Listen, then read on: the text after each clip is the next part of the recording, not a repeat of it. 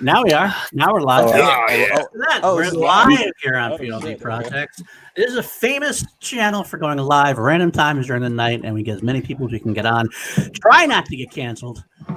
Last time we were damn close. I'm uncancelable, so fuck you. I was going to say I brought Lando on specific. Are you sure about that, Lando? You need to ask Twitch, I think, to figure that out. We had a show on Twitch. Was you watching or not?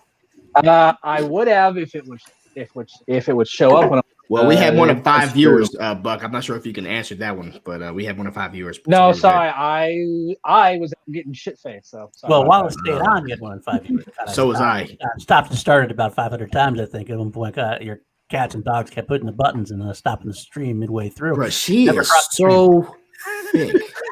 Lando has been on this and been in this backstage area for about 15 minutes now, and Larry can't stop talking about the AT&T girl. Yes, she is fire. AT&T, wherever she is. She's beautiful. If we're already going to get canceled, it's okay. I love you guys. Look at who we got here. We got the Addams Brothers on. We got Should Night is kind of a Schmodown podcast after show Schmonati kind of thing going on. Brandon Buck, call sign Jeremiah Lando. We got hashtag Ladies Night from the Action Army as well. Deacon from the Action Army. And of course, the Cobra fan Ellison. By the way, we will be probably spoiling because I think a lot of us are going to be too drunk to not spoil. So I don't want to like say that now we're going to spoil the pay-per-view that just happened. So before you want to leave, if you want to leave before you go, I'm going to give you 5 seconds. 5, 4, 3, 2. Congrats. Yeah. Thank you.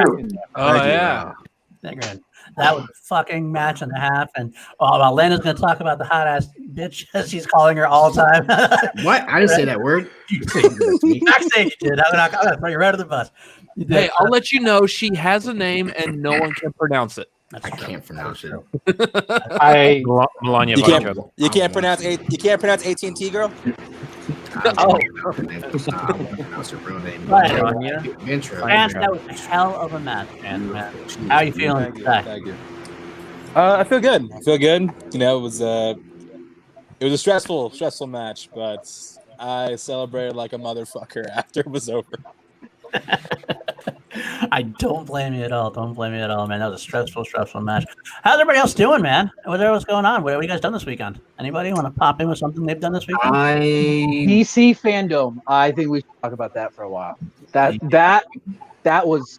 They need to start doing that every year. Like that was amazing. Yeah. Like so much stuff dropped. But I think my favorite part though was that fucking Batman trailer. I lost my shit. If he says the line, I will lose my. If he says, "I am vengeance, I am the night, I am Batman," in the movie, I will get up and. I was waiting for that. He's going to. I feel like he does stay the line. He's not going to say it. He's not going to say that shit. No, he's not going to say it.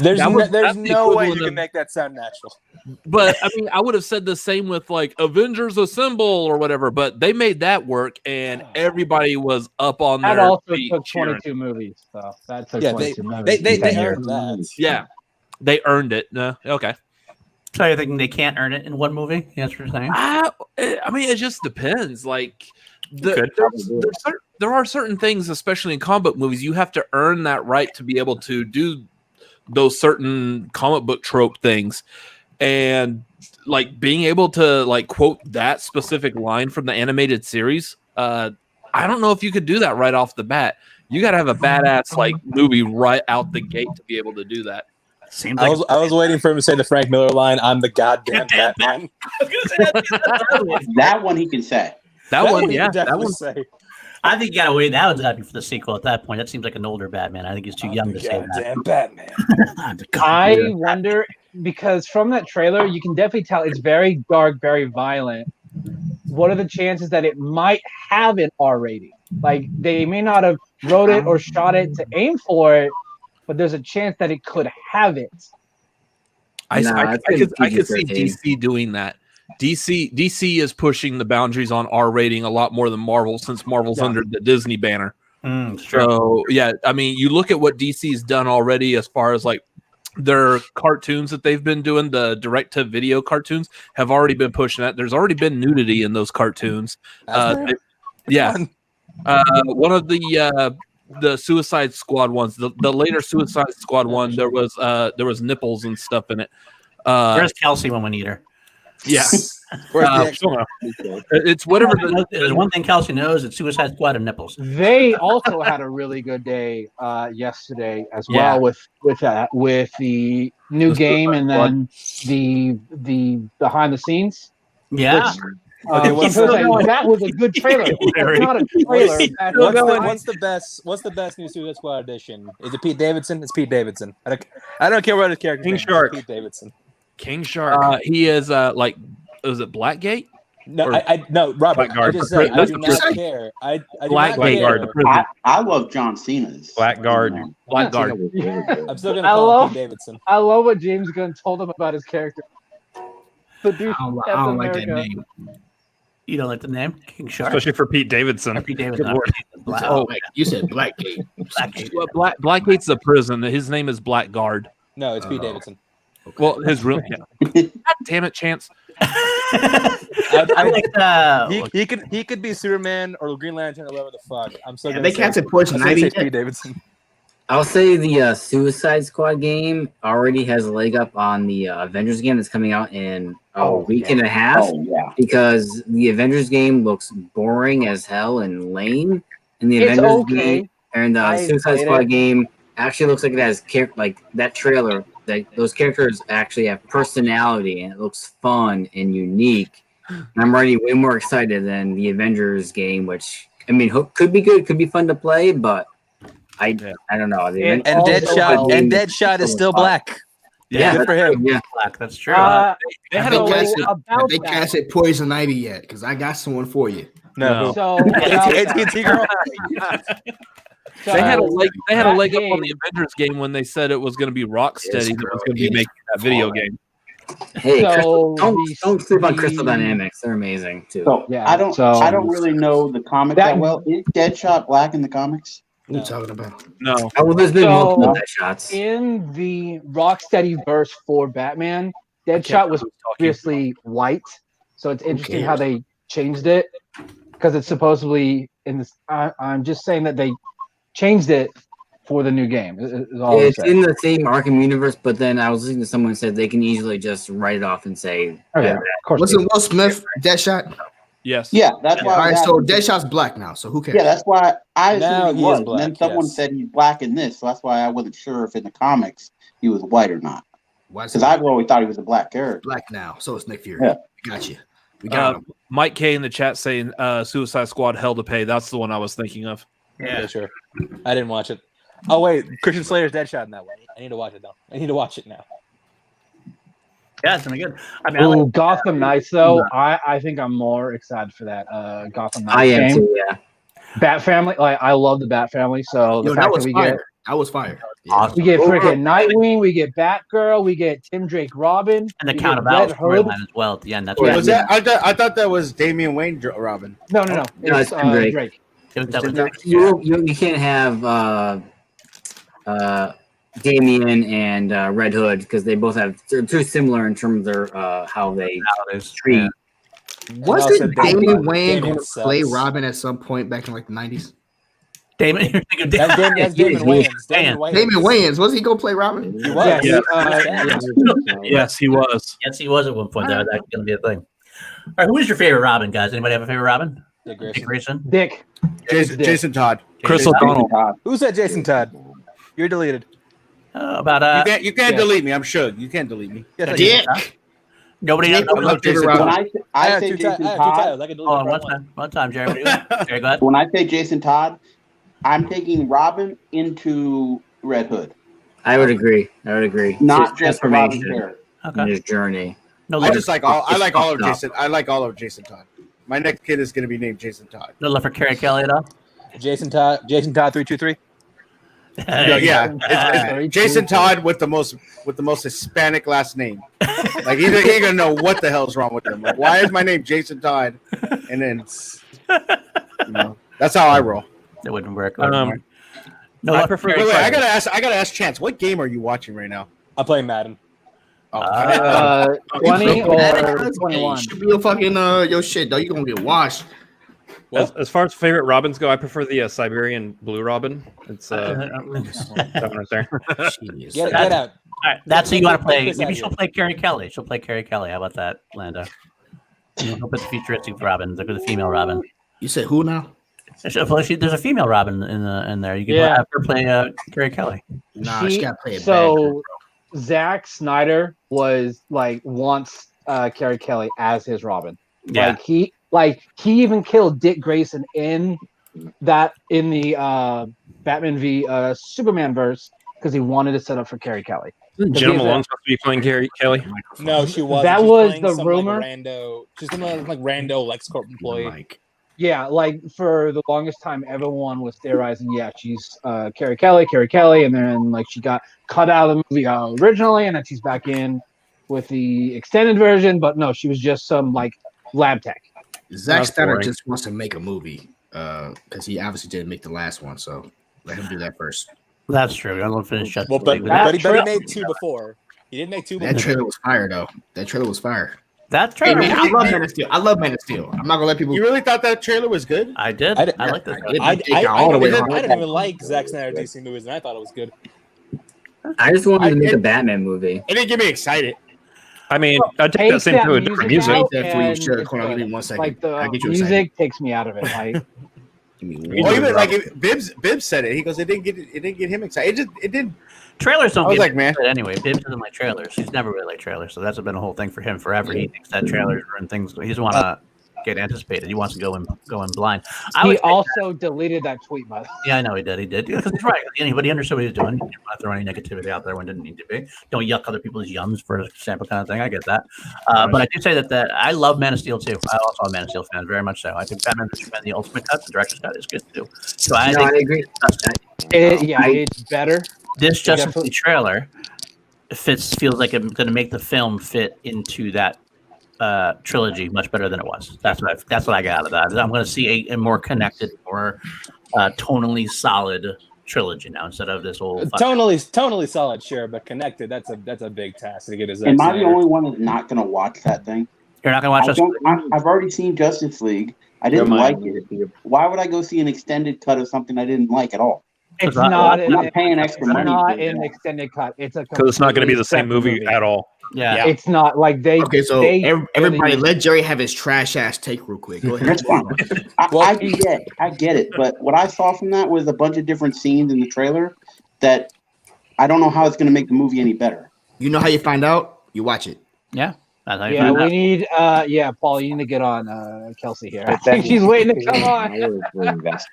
Yeah, I think somebody's got to go. I think Kelsey wants to come on and talk Suicide Squad. So we should get her on in a second. So, well, you can kick Jerry off with these trash ass doodle ass. You want to kick me out for that? Get him the fuck out of here with that kind of nonsense. Jerry's not the only one that's not a fan of the Snyder Cut, by the way. You can knock the fuck out too. Yeah, no. I was saying someone in the General's chat said they weren't that for the Snyder Cut, and everyone kind of went after that person a little bit. I don't remember that. Who said that? Someone that you just clicked on. You? Oh, you said that. No, it was Kelsey. Kelsey's not for the Snyder Cut. She isn't. Wow, Kelsey. Wow. Let me know when you talk about Let me know when you talk about Black Adam. Then I'll come back. Ooh, damn. Yeah. I'm gonna give it a that look cool. How unnecessary is that? I like it. How unnecessary is that? You are not going to come in here and trash The Rock. The Rock is not going to come in here and trash the greatest man on the planet. Okay, that man can do no wrong. No wrong. Have you seen that? Did you see Baywatch? Baywatch. Maybe I was looking at something that you wasn't looking at. Hold on, I'll show you real quick. Give me 1 second. Did you see Mummy 2? Mummy Too Fast 2 Mummy? Too Fast 2 Mummy. I'll just say that when they dropped that Dr. Fate make his live action movie debut, that's when I got That's the only reason I'm excited for that movie. Yeah. Just because. Yeah, I'm like, Hawkman, Dr. Fate, okay. You got me right there. Now, when it's going to come out, he's been working on the movie for like 10 years. Like he met with them like 10 years ago to start on this movie. So until it actually comes out, like some other movies like The Flash, that panel was garbage. I did not like that panel. I didn't get a chance to watch the panel, so I didn't know. But no, I did not watch the panel. No. Everybody's talking about the whole. I don't know the what Ezra Miller or that's, yeah. No, you're right. You're right. Yeah. Ezra Miller has like this whole choking thing, the whole choking woman video thing. It's a weird ass video. I gotta tell you, like, I feel like I have watched this video and I never thought there was anything. Like, I always thought it was kind of a playful, like, joking around thing. I mean, I could be completely wrong. I'm gonna get canceled for saying this. I don't know, but like, when I watched it, I saw Dario joking around over there. Then that's nice. That's nice, Lando. I agree. I didn't feel like it was like real. You could also just watch season 1 True Detective, get the same effects. That's true. Also, another good one. That is our detective. I watch both. So I don't know at the same time. The video is real or not. People keep talking about canceling them, and they should discuss it. I guess somebody just have to eventually, at least. The thing is, they haven't addressed it whatsoever, and either way, it sounds weird. Yeah, like nobody has. Nobody said anything about it. So like, I feel like it's. I don't know. That's what's kind of weird about it. I don't understand why. Just somebody should be coming out and just say it's an issue or it's not an issue, and no one's doing it. It's probably not an issue if they're not talking about it. No. God damn it! Chan's showing us everything right now. Looks like all right. Apparently so.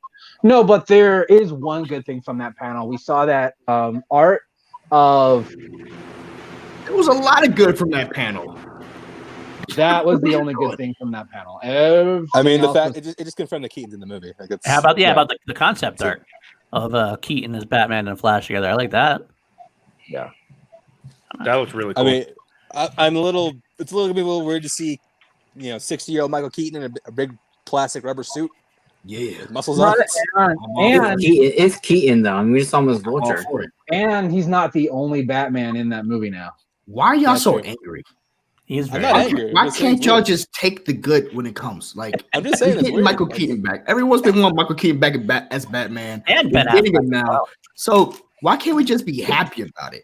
Y'all just over here just trash. I'm not happy. Everything. I'm just saying it's weird. All right, we better get y'all watch all these trash ass Netflix movies. Weird. Well, they doing some good stuff over there, man. Y'all just so disrespectful. You want more pictures of AT&T girl? I'm gonna bring more pictures of AT&T girl. Y'all upset. Y'all are upset right now, man.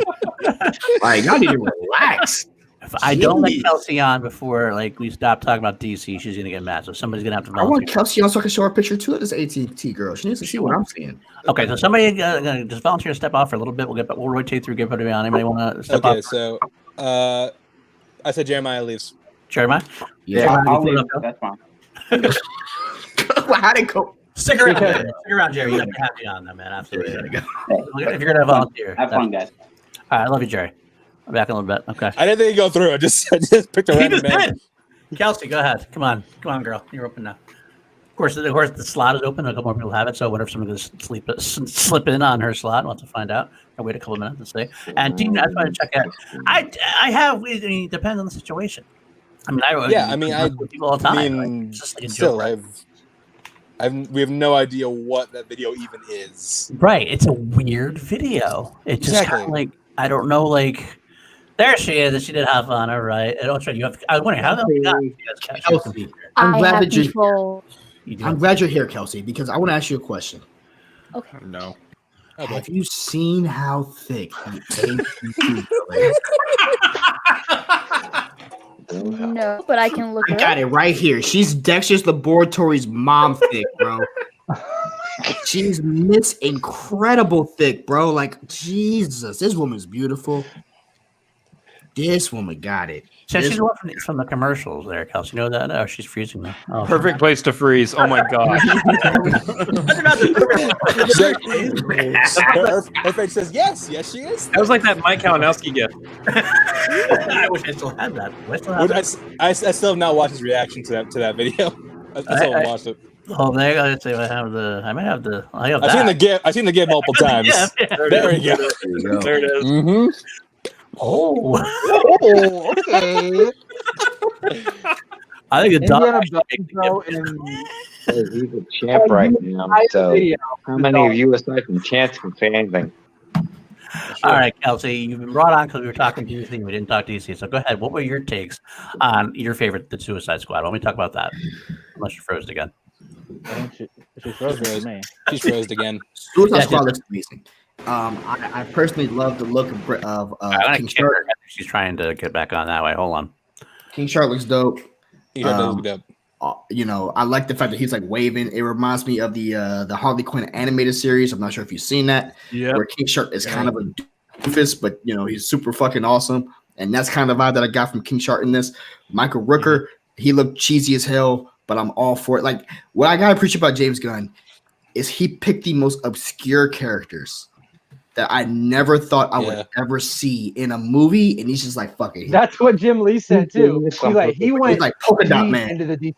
We are running with Polka Dot Man, and I'm all the way for it. And the actors that he got for him, like we got Weasel, man. Weasel's going to be in there with Sean Gunn. He's picked some amazing characters with some amazing talent, obviously, and there's also John Cena. And also John Cena. No, I didn't see John Cena. I didn't see John Cena in that. Get out. No, I picked it on person to leave the chat. Chris needs to leave. Bring Jeremiah back. Chris, you are the weakest link. Goodbye. No, it's all right. You know what seeing King Shark made me realize? We need a Street Sharks movie. Like now. Whoa.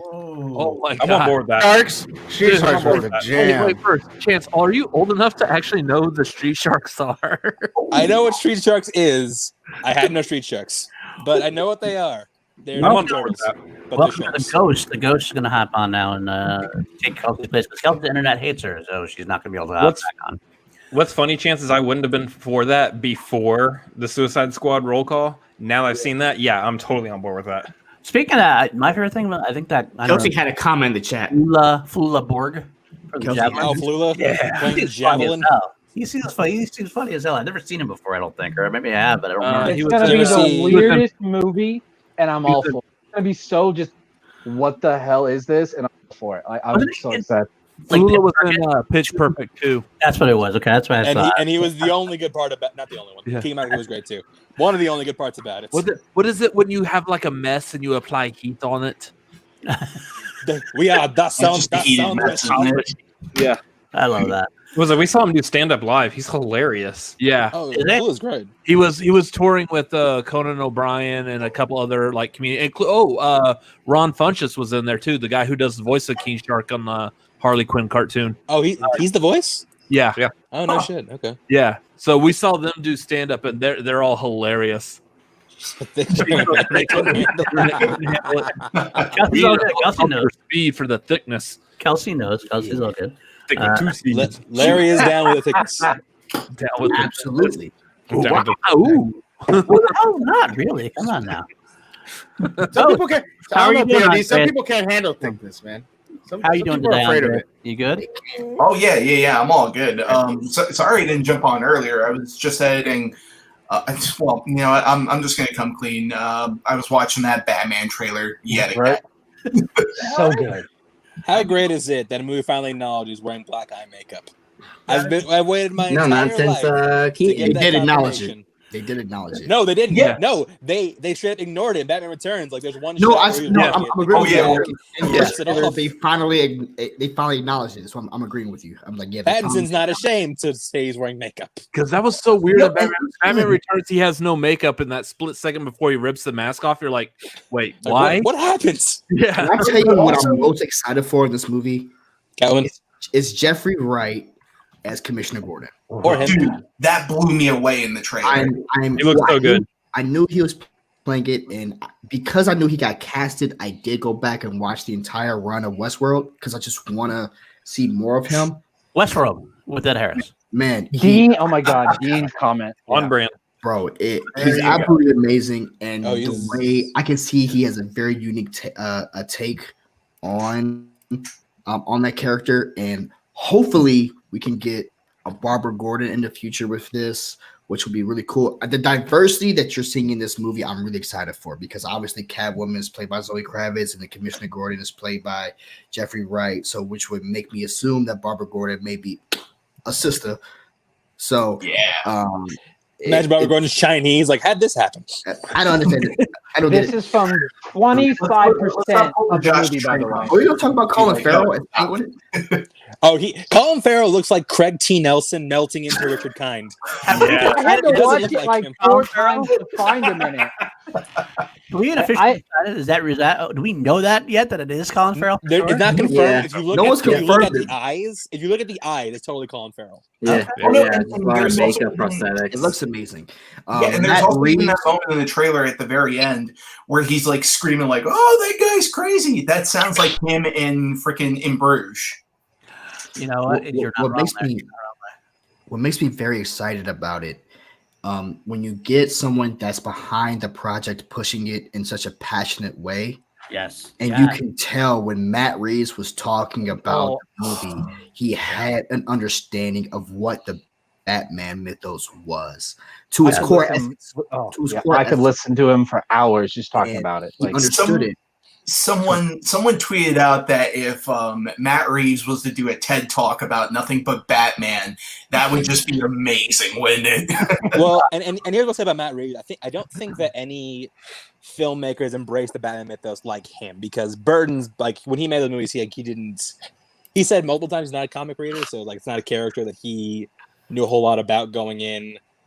I mean, Nolan wanted to take Batman like a realistic direction, which is fine, but it's not like super comic booky. This seems like a comic booky Batman. It seems to kind of combine the best of the two, but with like an understanding of the mythos and like what makes Batman like so iconic to so many people. And I dig that. I really do.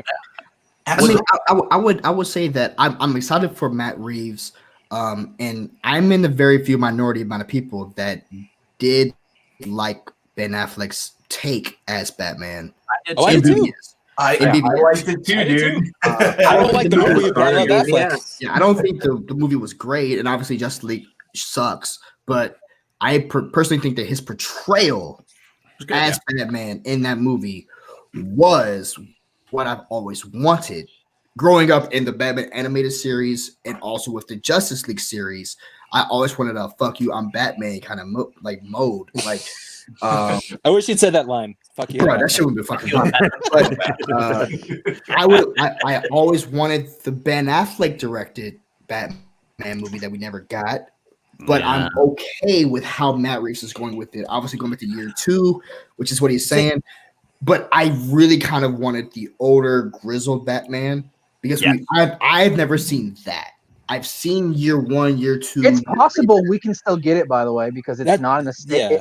They aren't in the same universe. Yeah, and I think like, DC's going with the whole multiverse. Let's just let's just have everything. Nothing's connected. Decision. It's a great because nothing's connected, but it is connected. They can. It's basically they can make it so they can do whatever they want to do. If they want to make something connected, they can. But if they want to make something completely out of left field, they can say it's different or that it works well. It's already introduced. The concept's introduced.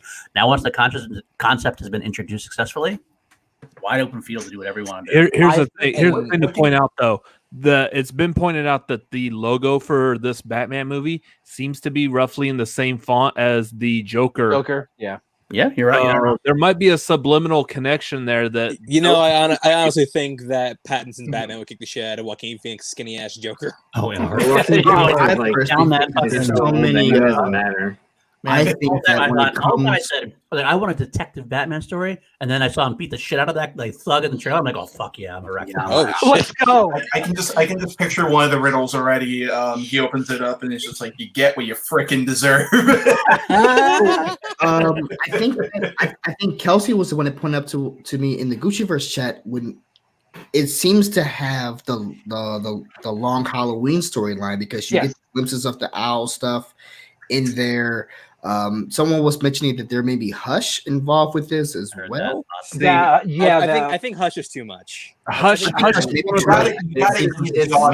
gonna be the Riddler. You have backstory with that. Catwoman. You have literally Catwoman and you have Penguin. That's good enough to start out. Well, they're saying Penguin isn't really in it that much. There's like Colin Farrell said, like I'm not in this too much. Like I'm in it for like 2 scenes. Yeah, he came out. He said I don't have a big role. Like he's like I just have a role. Which could just be fleshing out a story, which they could be, because obviously Matt Reeves probably came in with a trilogy idea. That's how Matt Reeves does. But he's like, I don't have a big role in this story. That doesn't mean that he won't have it in the future. But he's saying story. The Riddler is going to be the main villain. That's what the Riddler is going to be the main villain for this. Hush, Yes. Hush is a character, kind of like what I was saying before when we were talking about the "I am the vengeance, I am the night, I am Batman" line. You have to earn Hush. Hush needs to be the villain like by the third movie, and the first two are concise movies on their own, but by the third movie, you're finding out that it was all orchestrated by Hush from the very no, don't do that's one of my least favorite tropes in movies like nowadays. That's like Scream 3. Like some movies can pull it off, like the Avengers movies pulled it off. Scream 3 was actually the most interesting part of that movie. But like Spectre did it really poorly. Like Guys, Javier Bardem was Rise of Skywalker did it the best. Yeah. Come on. Get out of here. Go eat some great potatoes, man. Like, Rise of Skywalker, Spectre, Fast and Furious 8, like that thing is so easy to screw up that I don't want to even try. But the thing is that's how it was set up basically in the comics too. So I mean, you're at that point you would have your movies pretty much mirroring the comic books. You're just adapting a storyline. Yeah, that's the biggest problem with Hush is like it's painfully obvious who Hush is when you read the book. Yeah, it is. Right, it is.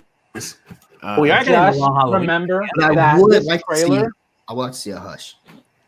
Just remember Well, this footage. they did use Hush in Batwoman, the TV show. Yeah, I didn't watch it, so you tell. I'll take your word for it. No, it was kind of cool. It just was.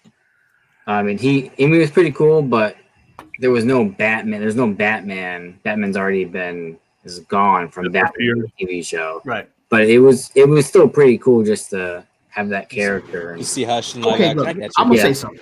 Jeremiah comes on saying he's I not appreciate a fan. No, get him back out. Get him back out. Yes, not David to wrestle. Oh my gosh. I was the only man that was willing to let the ladies come in, okay? I'm sorry the rest of you guys when the ladies voted on out. your show. I did Put it out, Jerry. Shut up. Yeah, Look, Jerry, you can't lose me because I'm the one that gives us some credibility. You can't lose Sid and Fanatics or Larry. They have brand recognition. You can't lose Shug, also brand recognition. The guy I'm goddamn PLD, so the guy to my left has a guitar. You can't lose him. What's the guy to your last name? I don't know, but he has a guitar, so it doesn't matter. Hashtag ladies night. You can't lose Brandon just because Brandon Buck. That kind of alliteration is hard to find. That's true. And you can't lose Gallegos, another Showdown competitor. That's true. So Jerry, you were the obvious choice. You actually got like a Showdown competitor. I work a job. I don't have time to study 100 movies. You got the Showdown competitors kind of like in a column here. Yeah. There you go. All three of them. Yeah. And Chris is like, what the fuck? Yeah, he's off to the side. And there's an average one bell per each of us if you put us all together. They're all coming from you. That's a good act. All of them are from me.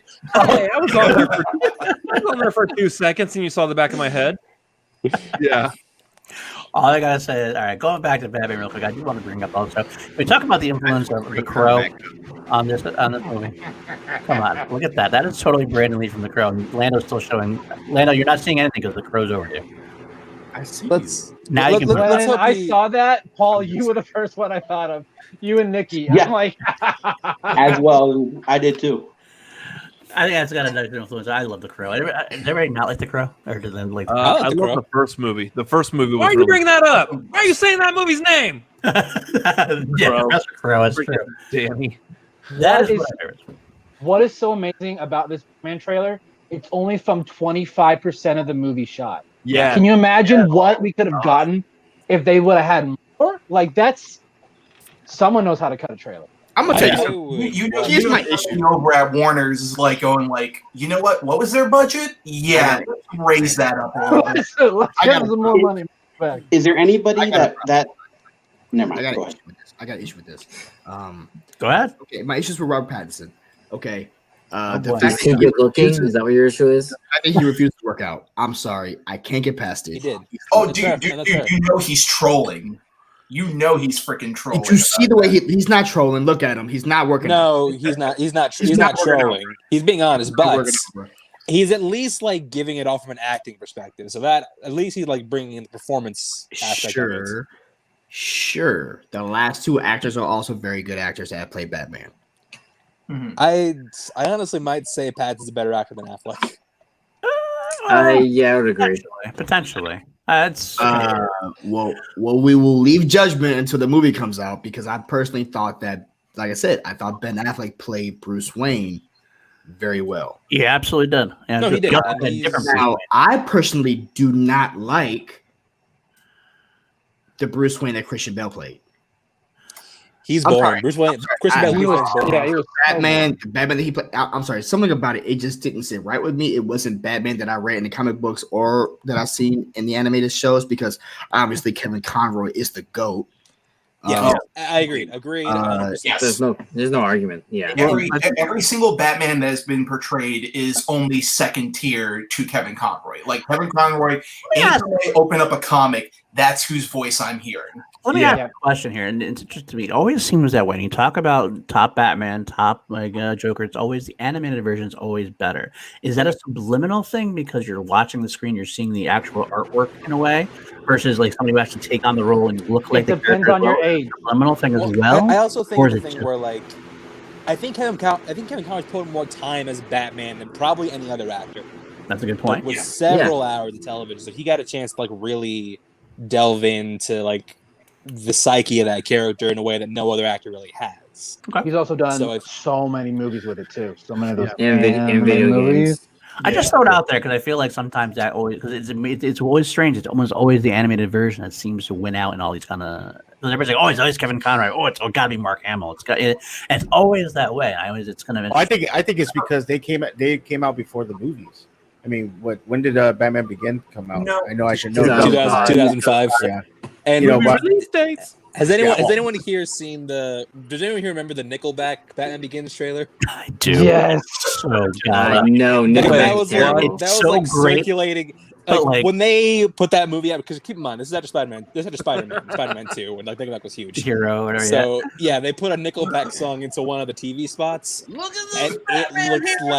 it looks like the worst thing you've ever seen. It's so great, but for all the wrong reasons. Yes, I remember, This is such a pleasant time. That was I another remember going to the movies. They would put pop songs on all their trailers. There was actually a version of the Superman Returns TV spot that was just American Hi-Fi. And you're like, wait, what? Like, what does that have to do with Superman? Like, it's. I remember being in the movie theater, and it was like 2003, 2004, and there hasn't been a Batman movie in a while.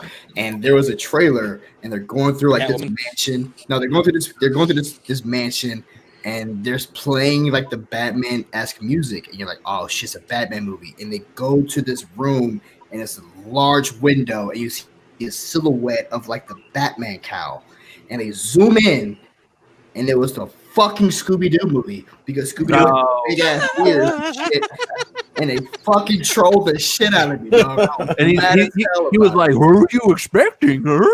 He did that bullshit. I was like, hey man, fuck this movie. Austin Powers, the Spider Shabby did a very similar thing because it came out the same time as Star Wars. Yeah. Yeah, like, the trailer was like a bunch of like it was like a bunch of like Star Wars like esque looking stuff, and then you go to the Emperor's chair, it turns around as Dr. Evil. Oh man, that's fucking. Yeah, I remember But and like the best thing about that is like he even said like if you see one movie this summer, you should probably see Star Wars. If you see two movies this summer, go see Austin Powers too. The one guy was playing second fiddle. the one trailer I liked that I think stuck out in my mind was I went to go see Jurassic Park 3 in the theater, and they had I know I learned my lesson. I'm sorry. And they had the first trailer for Spider-Man in there. If y'all remember the World Trade Center preview, that was like 2 months before 9/11, and like that trailer was amazing. That was awesome, and then it was pulled immediately. You know, speaking about trolling trailers, remember when Spider-Man 3's trailer came out and you saw Spider-Man in the black suit? I remember everyone freaking out. I remember we stayed up. Okay, well, they didn't troll us. They gave us the black suit. Just no. But I'm talking about that trailer looked amazing, and you're like, oh, this movie's gonna be the best Spider-Man movie ever, and it's the worst Spider-Man movie ever. It's better than Amazing Spider-Man 1 and 2. I like Amazing Spider-Man, even though it was not the best. Amazing Spider-Man 2 is garbage. Yeah, it is terrible. Amazing Spider-Man 1 was actually pretty decent. It is. It's really good. I like. Yeah, it's not bad. It wasn't bad. I think Spider-Man 3 was the worst. I think Spider-Man 3 and then Amazing Spider-Man 2. Spider-Man 3 is still fun to watch. Amazing Spider-Man 2 is straight up garbage. Where the best part of the movie was the end with Rhino, and then the movie ends. Like, what the fuck? Sometimes I like trash. The best part of Amazing Spider-Man 2 was actually the relationship between Peter and Gwen. That was the rest of that movie was just Jamie Foxx is awful. Here's the thing: how much acting required for that relationship right there? It's just their natural chemistry right there. But the other thing too is that it's a very problematic relationship because at the end of Spider-Man 1, doesn't he agree to never see her again, and then he immediately breaks it. Yeah, he does because he has a penis and he wants to have sex. I think what just happened here is my brother said the best part of Amazing Spider-Man 2 is when Peter killed his girlfriend. Yeah, it is. It is because they actually did it. Tell that to Gwen Snapneck.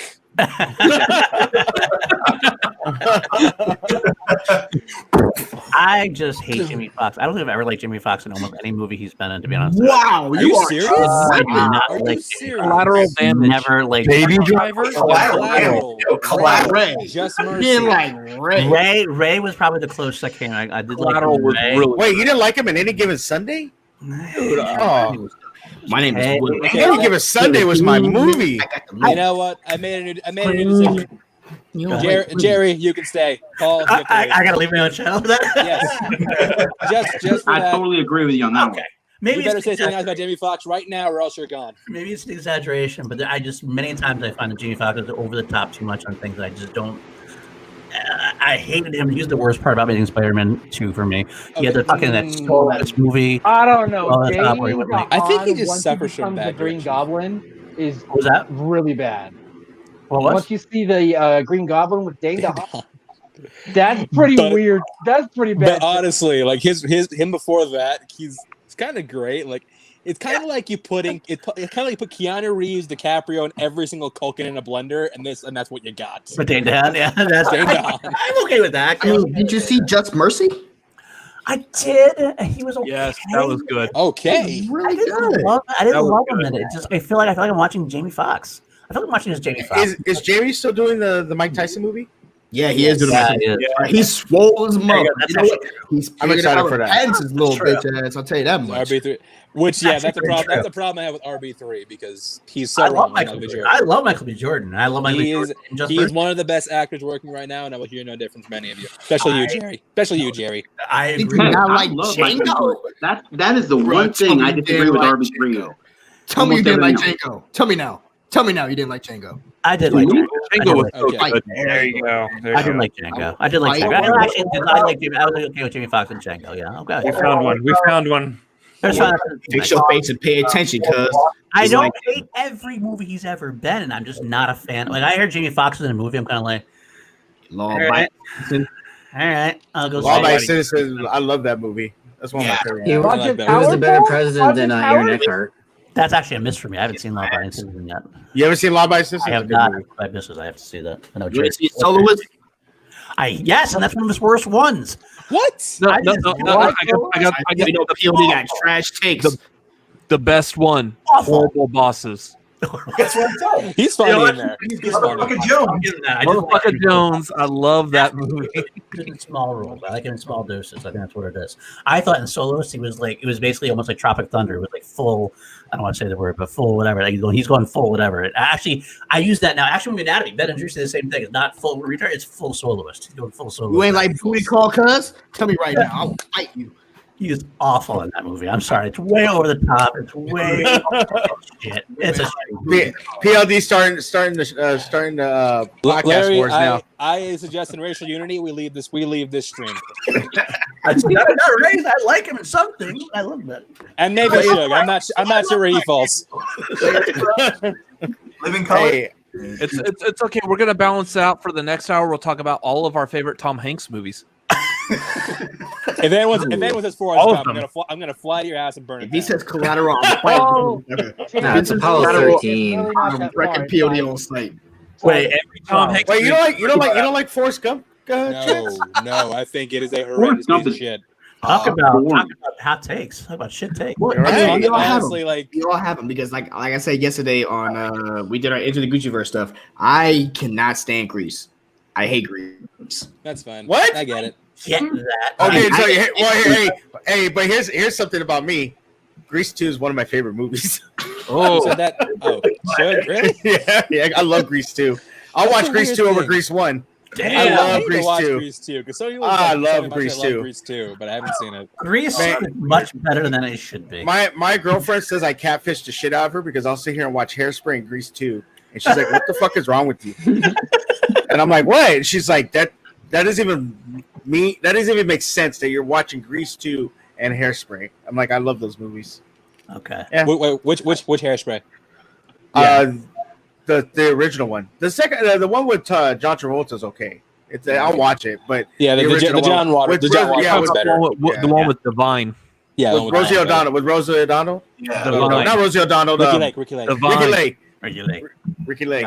I used to love watching her show back in the day. I don't know why. I just thought about that. Yeah, Ricky Lake's old show. Oh, the old show. Oh yeah, the old show. Now you're showing your age a little bit. I got one more drink. I'm old as fuck. After this, I'm leaving. Okay, Larry. Okay, Lando, you got one more in you. Well, how else can I piss you off? What are hot takes you want to take? What are Say something else. Just say anything else, goddammit.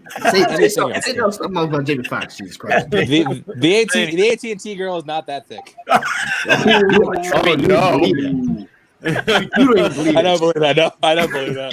So I know you bullshit. So I know how to get Larry pissed, but I'm gonna be nice. Okay. Be nice. You're gonna be nice. Why? Why would you be nice? Okay. I'm not up here for you. Go on. Jerry, think Eagles suck. Eagles. Eagles suck. The Eagles suck. Not that great right now. You're right. Oh, you're an Eagles fan? Yes, I am. I can't say a goddamn word.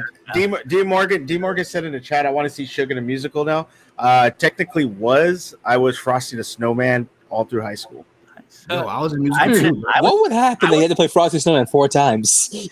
Dude. Because I was in choir. I was in varsity wrestling and I was in choir. And people people thought it was weird because they're like, you're the varsity wrestling heavyweight, but then you're in choir. I was like, yeah, I like. I had a theater degree. I graduated from college with a theater degree. I'm right there with you, dog. I'm a thug, but I'm ticklish. But I'm right there with you. I was in Greece. I thought you were about to drop the ball on us that you were also in Newsies.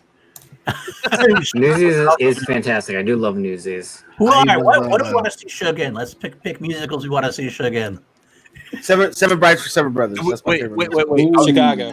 Wait. Do we actually want to try to be serious, or are we just thinking just off the walls stuff? West Side Story. West Side Story. La La Land either way.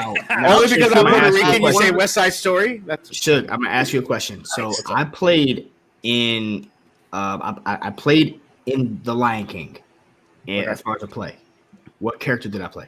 Timon. Damn it, motherfucker. Were you Timon? I played Timon. Yeah, you're right. He was quick with that. Intuition. I mean that's why he's the tag champ and the IG champ. I want to see Shug play the title role in Hedwig and the Angry Inch. Nice. What the fuck is that? Proudly, my brother. I haven't seen you in a long time. I want to see Shug play Seymour in Little Shop of Horrors. You stole exactly what I was about to say, dude. I want to see Shug play every role in Little Shop of Horrors. Suddenly Shug Knight.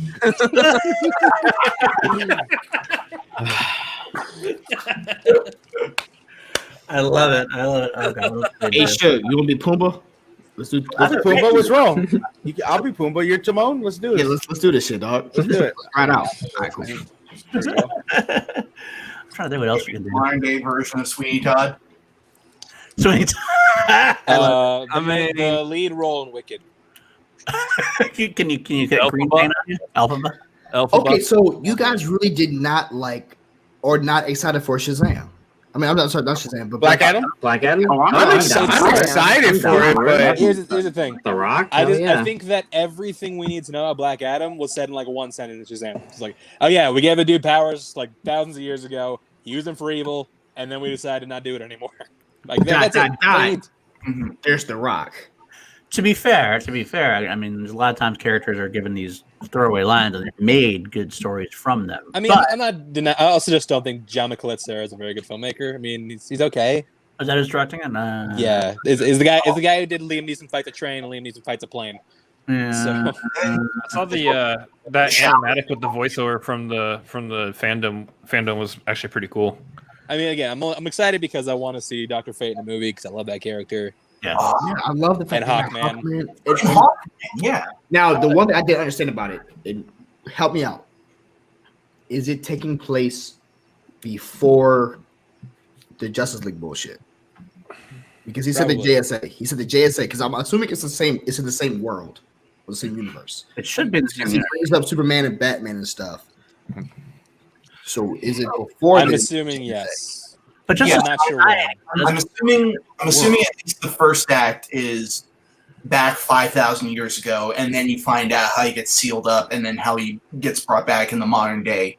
But why would you have the Justice League and then the JSA in the modern day? No, No, no. It's gonna be like No, it's gonna be like pre-Justice. It's gonna be pre-Justice. Pre-Justice League, right? It has to Yeah, be like exactly. Oh, 60s or something. Yeah, what I it think looks it's like to me from 40s the and trailer 60s. is that it actually goes to his original, when he originally gets the powers, he gets locked up and then he breaks free. And I think that's where a lot of the 7 other wizards actually die, is fighting him and sending him away. You think he kills And then him? they can bring him back later to face Shazam. But also, he had like the perfect opportunity in the trailer to say, "I have returned," and he didn't take it. What the hell? That's true. That's true. It was right there. He didn't take it. Oh, and I love at the end how he literally cuts a promo for the Justice League. I thought that was pretty cool. Yeah, that's true too. Yeah, I basically just want to see him fight Shazam already. Like, I don't want to see him fight this like Man, weird fuck worm. Shazam. I want to see him fight Henry Cavill Superman. Fuck Shazam. Get him out of the way. Dude, I want to see that so bad. It's gonna happen. I mean, we know he's not going to lose because it's in his contract. He can't lose a fight, so That's it's kind of pointless. That's kind of pointless. It was Vin Diesel. It was all three of them. No, it was The Rock too. No, it was The Rock too. Yeah, Okay, And Statham. Wait, It was all who? three of them. It was all three of them. Yes. So it's When that gets supposed losing to the fucking come fight. out next December. Do you think it gets pushed back? Because it's only like 16 months away. Do you think everything's getting pushed back just for reality purposes. You can't trust dates. Yeah, I don't trust any dates anymore. It's either Batman. Well, I mean, I trusted dates until Corona happened. We talk about Well, yeah, exactly. But now, Wonder no. Woman looked good. I did appreciate Wonder Woman. It looked good. I feel bad for Cheetah because of a certain film. I can't look at anthropomorphic cat people and not think of a certain movie that came out last December. I don't know what you're talking about. That may or may not be the opposite of dogs. Suge Knight should lead that movie right there. Yes, he should. Suge Knight to be in his cats. He'd be a fat ass cat. But There are tons of big cats. You could be James Corden. I'd rather see you in that movie than him. Wow. I thought Patty Jenkins once again hit it out the park. You know, she's doing what she needs to be doing. It looks amazing. I'm excited for it. I mean, obviously, the CGI with Cheetah. It's gonna get better. It'll improve. I thought it was gonna look way worse. It's gonna look better. That's what I said. Like right now, it looks a little iffy, but I'm sure they'll fix it. You But can't also, tell it like, looks the bad. design. It's in the design dark. looks cool. You know. The design looks cool. No, the design looks cool. I'm just saying it still looks like that Black Panther Final Cut stuff that came out. Yeah. But I'm sure that with time it'll look better. And how do we trust? I mean, we don't know when we can see it though.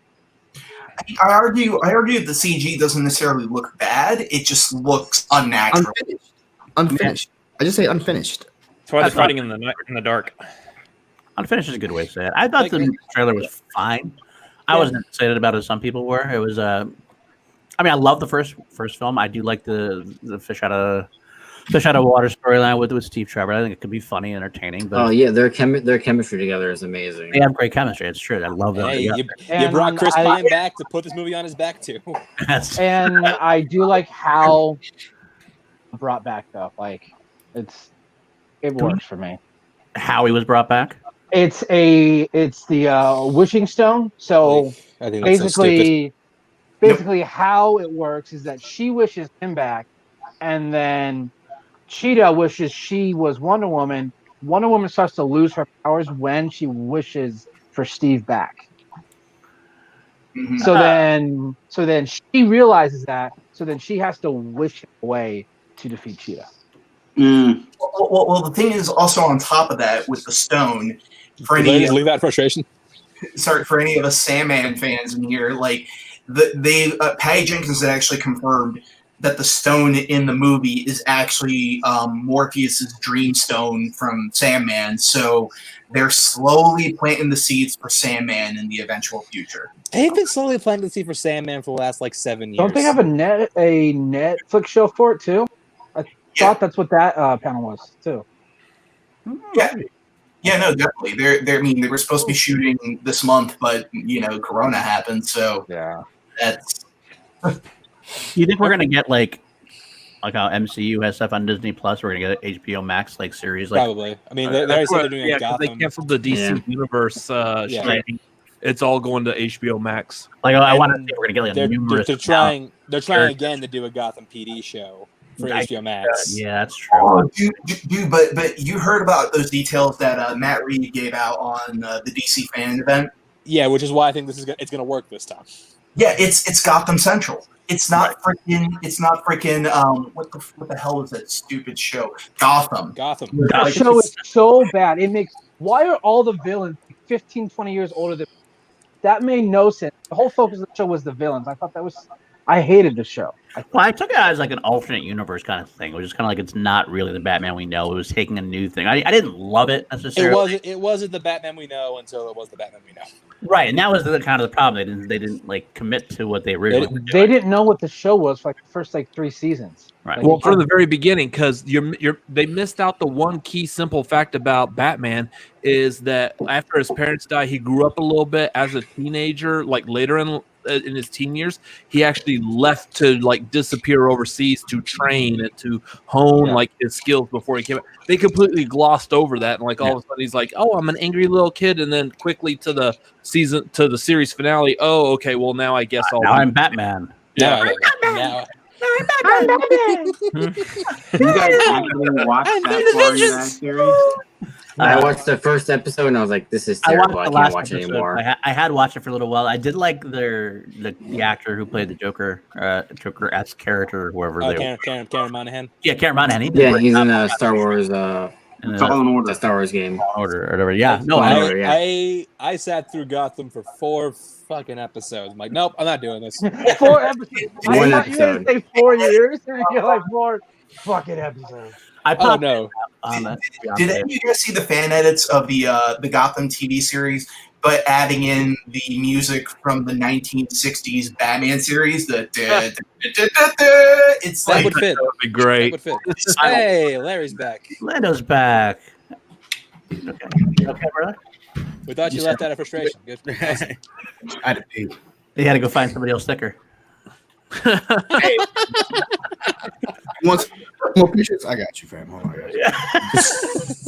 I had to rename this the thick hangout or whatever at this point. You can't name it the thick hangout when we're talking about Batman. That just seems weird. Who on Batman right now? Who is the thickest Batman we've ever seen? The thickest Batman I've ever seen. I think Affleck. Affleck was pretty thick. Yeah, Affleck. Affleck was swole.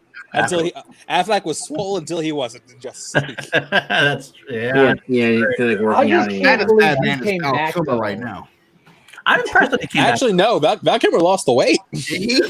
Yeah. He did anyone here to see the Snowman? Unfortunately, yes.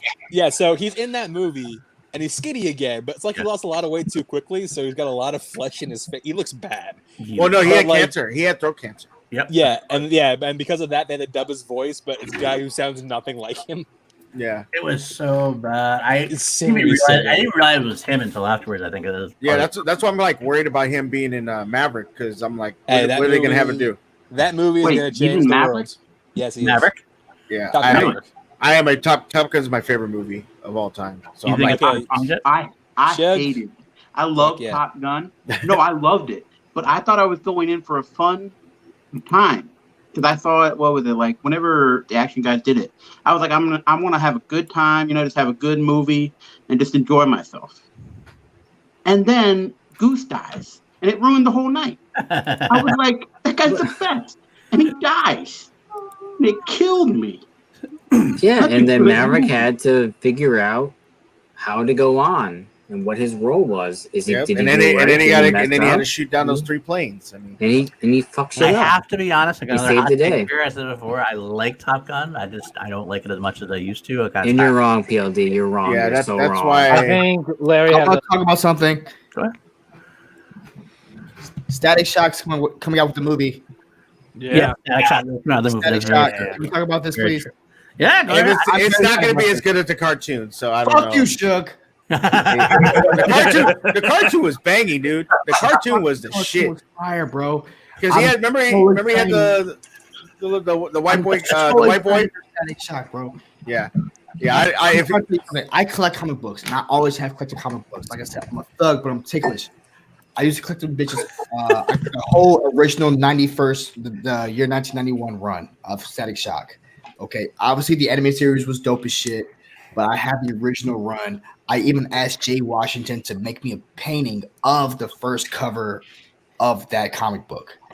Wasn't the animated cartoon first? Was that another one of those where it was animated first? Yeah, it was. It wasn't? Like, I guess one it was. Like Harley Quinn. I think it was. No, the comic book was first. Was it really? The comic book came out in 1991. I had the original series. Really? The original run. Okay. Where it came out in 1991. It went to like 1993, where Gear in that comic book, he was a gay character. They were one of the first people to introduce a gay character in the comic book. Now, when they did the animated show, he wasn't. Hell, not that time they were going to do that shit. Society 2000 would not handle that well. I mean, like it was 01 when the show came out, but I had the original OG. Actually, Chance, some trivia. No, not trivia, but something for you to know. If you watch The Fresh Prince of Bel-Air, when Will lived in the side house, where you want to call that? I don't know. The pool house. So it was boat house. It was a pool house. He has a poster in the back, and it's Static Shock #1. It's the same thing that I just asked Jay Washington to actually paint for me. He has that. I'll take a look at that. But also, Static Shock, coming from the director of House Party. Oh, Question is really? Oh, will it make House Party look like House Party 2? I get that reference. Yes. Reginald Hudlins. Man, I'm excited. I'm for so it. excited. He's always been. Shaka Luther King. When I was a kid, bro, like when we first got into Facebook and shit like that, when Facebook first came out, my original name on Facebook was Virgil Hawkins. Really? Yeah, dude. I'm trying to tell you, he is probably my favorite comic book character. Always. Were all your friends confused? Like, what the fuck? No, okay, you're like you're a virgin? Larry, this guy's taking a picture. Listen, 13 years old is when I lost it, but I was Virgil Hawkins, and then I was Jefferson Pierce, and then I was Bruce Marlin, Thaddeus White, and then finally my fifth name was Larry Payne. And by the time I put my real name on, people hit me up and they say, "Yo, Bruce, stop changing your name." Like I was legitimately called Bruce for a while. That's why my dog's name is Bruce. I was called Bruce for about 3 years. They call me Bruce. Name. They called me Mr. Bruce. But I'm super excited for this movie. I'm glad they finally are doing it live action, and it's about time a brother got a goddamn live action movie for him. Like, I mean, I know it's Black Panther. You guys had Spawn. Remember Spawn? Blade. You are not gonna hit Spawn, all right? You're not doing this right now. Spawn was great when, dude. I'm old. I don't know. I think maybe PLD's the oldest. Like Static Shock will be like the equivalent to us having Spider-Man. It's like high school. What? No one ever say that? High school. It's like a high school story. Like Spawn was like a motherfucker who was dead, and he was kind of an asshole. And Blade, he was a dickhead, fucking vampire hunter. Now, granted, Black Panther was dope, but this is like a high school student. This was. No, I get it. This was me when I was watching TV. This is equivalent to Spider-Man. He is Black Spider-Man before Black Spider-Man. Exactly. So I'm super excited. No, I think Static Shock is dope. I remember like I said, I love that cartoon when they did the crossover with Batman and he went to Batman Beyond, and then you see him in Justice League when he's older, and that was a great So I would like to see that. That's dope. Done it on Black Lightning.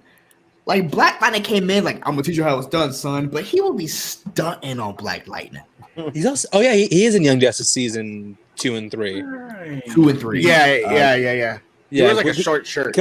He's like in the very end of 2, and then he's a bigger part in 3. I haven't finished watching 3. I need to go back and watch it. So do I.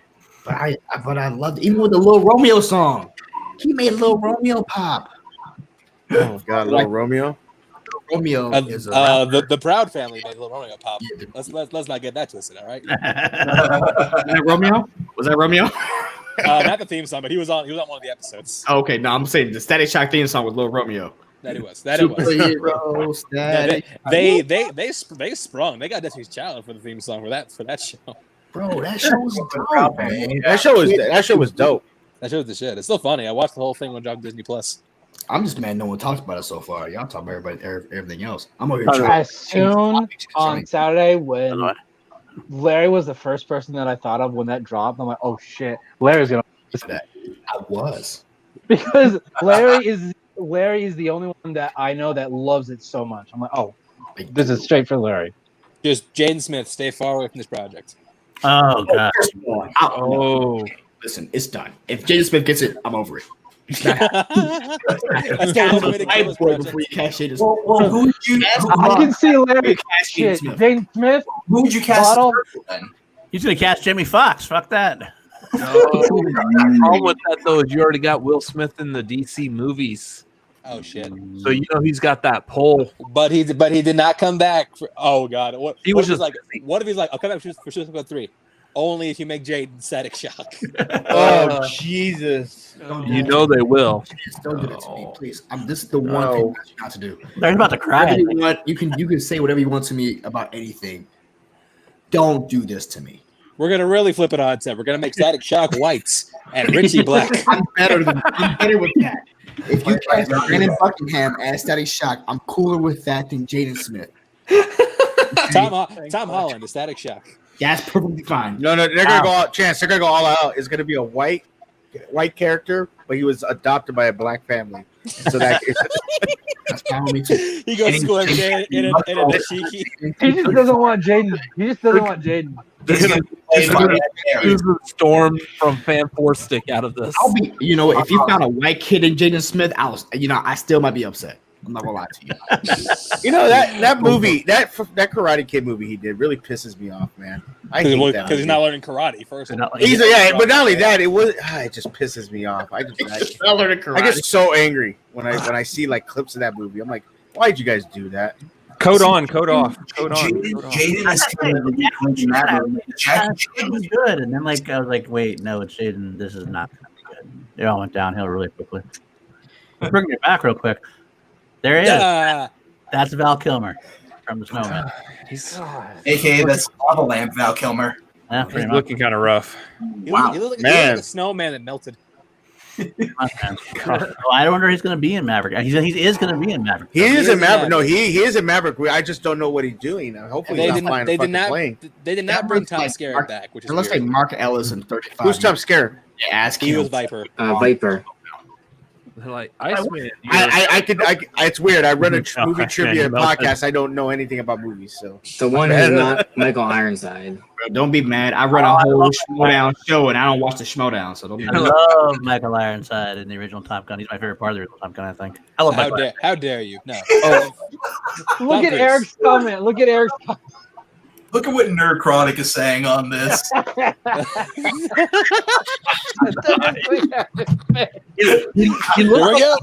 He looks like he's got the need for speed, but it's not the same speed anymore.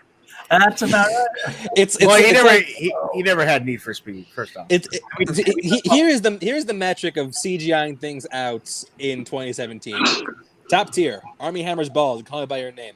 Second tier: Val Kilmer's face in The Snowman. Third tier: Henry Cavill's upper lip. My God. You were saying before you think it's going to change movies. That's what you said. James, can I ask you a question? So far into it, huh? Are you excited for Shazam 2? I am, absolutely. Shazam is my favorite DCEU movie. It is. I love that film. He did. That panel was so fun. Sinbad, what the? Yo, they got Sinbad. Is Sinbad in the movie? Yes. Yeah. So for me, it didn't seem like a confirmation. It just seemed like a gag It's like I saw like a like Sinbad's here for some reason. No, he's in the movie. You don't bring Sinbad on for him to be like, "Am I in the movie?" And they're like, "I think that you're in the movie." For him to not be in the movie, he might be in the movie now. They might have decided, like, well, after this, I'm gonna have to put him. Did you see Sandberg though? He's like, confusing to have Sinbad in Shazam when he's played Black Lightning already. What? Black Lightning. Who did? Black Lightning in an SNL sketch. He did. That's right. Like there's a funeral for Superman, and then all of a sudden Sinbad shows up. He's like, "I'm Black Lightning," and then because it's an obscure DC character at that point in time in the '90s, it's just so freaking funny. Check it out. It's on YouTube somewhere. I'm excited because I mean, honestly, I do appreciate the Shazam movie. My favorite is Man of Steel. Later, John. Take care. John wants to jump in. Got to get going. So hashtag Ladies Night. John Lustrina, good to have you on as always, my friend. Take care. Sorry, it's 3:30. I'm bowing out. Cool hanging out. Have a good night, boys. You too. Take care, man. Take care. Yeah, Shazam to me is Superman done right in that universe because I'm not very big on Man of Steel. I think you're very wrong. Just so you know. That's definitely not Superman done right. Wrong. You're dead wrong. Man of Steel. You're right. Superman done correctly is the Donner films from '78. I love Donner films, but I did like Man. I didn't say because of that logic, then Donner did Superman films all the way fucking wrong. Whoa, shit! What? Because that Superman done right, then obviously I meant in this. I meant like in that universe, like in this iteration. Yeah. Okay, I see your point there. But no, I think that what they did with Henry Cavill Superman is great. I did too.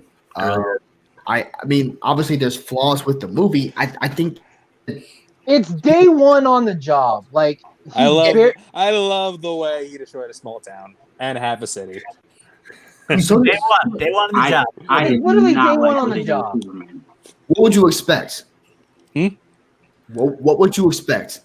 With that and that scenario and that story. In that scenario, what would you expect? That would happen. You know, honestly, I was watching it and I realized, how would I change this? The fight in Metropolis where like he fucks with Zod because like he hits his helmet off. I'm like, that's how he should have won this. Mm-hmm. Like he messes up and he wins because he is a citizen of Earth and he fights for this planet. Mm-hmm. Right. Because, and the fact that like what took Clark like 30 years to do, Zod can master like 2 minutes with focus. Like no, fuck you. Like there's so much in that movie that look. I'm not saying it's awful. There's a lot of things I do like. Probably the biggest problem with Man of Steel is. Oh, sorry. Not like probably my biggest flaw with Man of Steel is not necessarily with Henry Cavill's performance or even just with the design. But my biggest problem with it is Kevin Costner's podcast. Kevin Costner in anything, he's just ugh. But most things.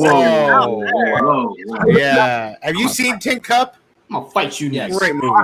PLD first. And I'm gonna fight your ass too.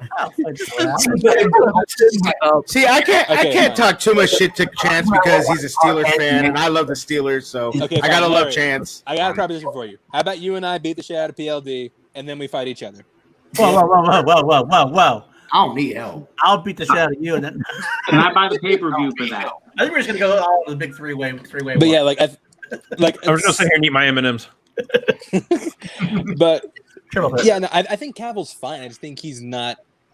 I just don't think he's directed or written or directed very interestingly as like a character. Alien, I kind of like the alien aspect of him. He kind of comes off as aloof and then like because he just is not quite human. He's learning his way. Still. Hey, I like those Disney movies also.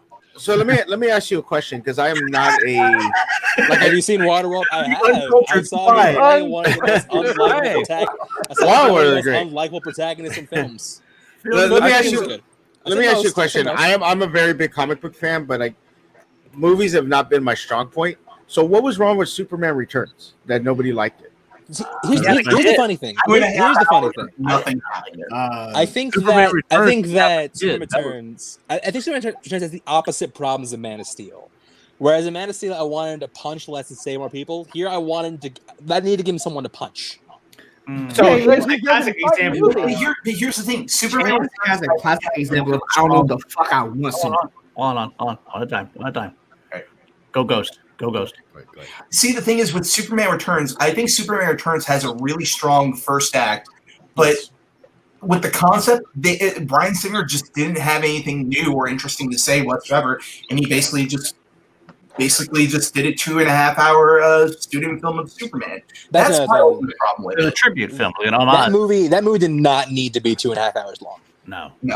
You can easily shave like 30, 45 minutes off of it. Lando, go ahead. Danny. And he's fighting for. Oh, sorry.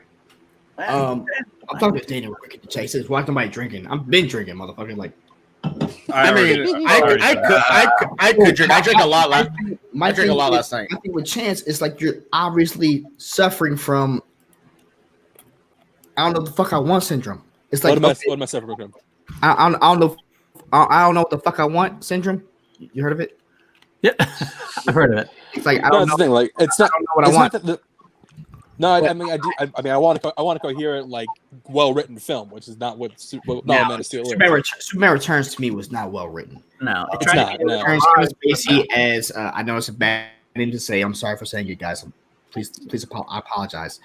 Him as Lex Luthor was super terrible. His henchwoman was super awful. The whole plot that they had, like that ending was awful. That whole ending was awful. They had it's boring. It's uneventful. It really was. It really was. Now, Brandon Routh was, to me, an acceptable Superman. I think he could have done a lot better. The story around it, because he was trying to be Christopher Reeve, and I thought that he does a very good Christopher Reeve impression. But I feel better about it now because, to me, he was redeemed with the crossover event in Crisis. Yes, because of that Crisis. I feel better. He plays Clark on Legends. That's who he's literally playing. Clark from Superman Returns on Legends. Like, well, to me, it's honestly, I'm gonna say this too. His portrayal of Clark on that was the best version of Clark since Christopher Reeve. OG Christopher Reeves, when he did that shit on the Infinite Earths. Yeah, I haven't seen that crossover yet. That crossover was really good. The crossover's not great. It's not great. It has a lot of flaws. It has more flaws than good. Performance is good. There's a few good points. Like, I mean, I want to point back to him as Superman. Bad point. Kevin Costner as Batman, and that makes me so. Conroy. God, I love not want to see Costner. So angry. No. The way they did it was just bad. It was just bad. It was just terribly done. Another good point, Lucifer shows up, which you all know is my favorite. Tom Ellis? Yo, Lucifer shows up, bro. He's a DC character, and he shows up. Yeah. By the way, Tom Ellis as Lucifer is my favorite character on television right now. Really? I'm not saying the show is the best on TV. I'm saying his character is my favorite on television right now. Interesting. But they do a lot of good and bad, but to me, the best thing was Brandon Routh as Superman. And it enhances to me if I go back to watch Superman Return. 50 feet of crap. Yeah, you got like dirt. Then you got Dean.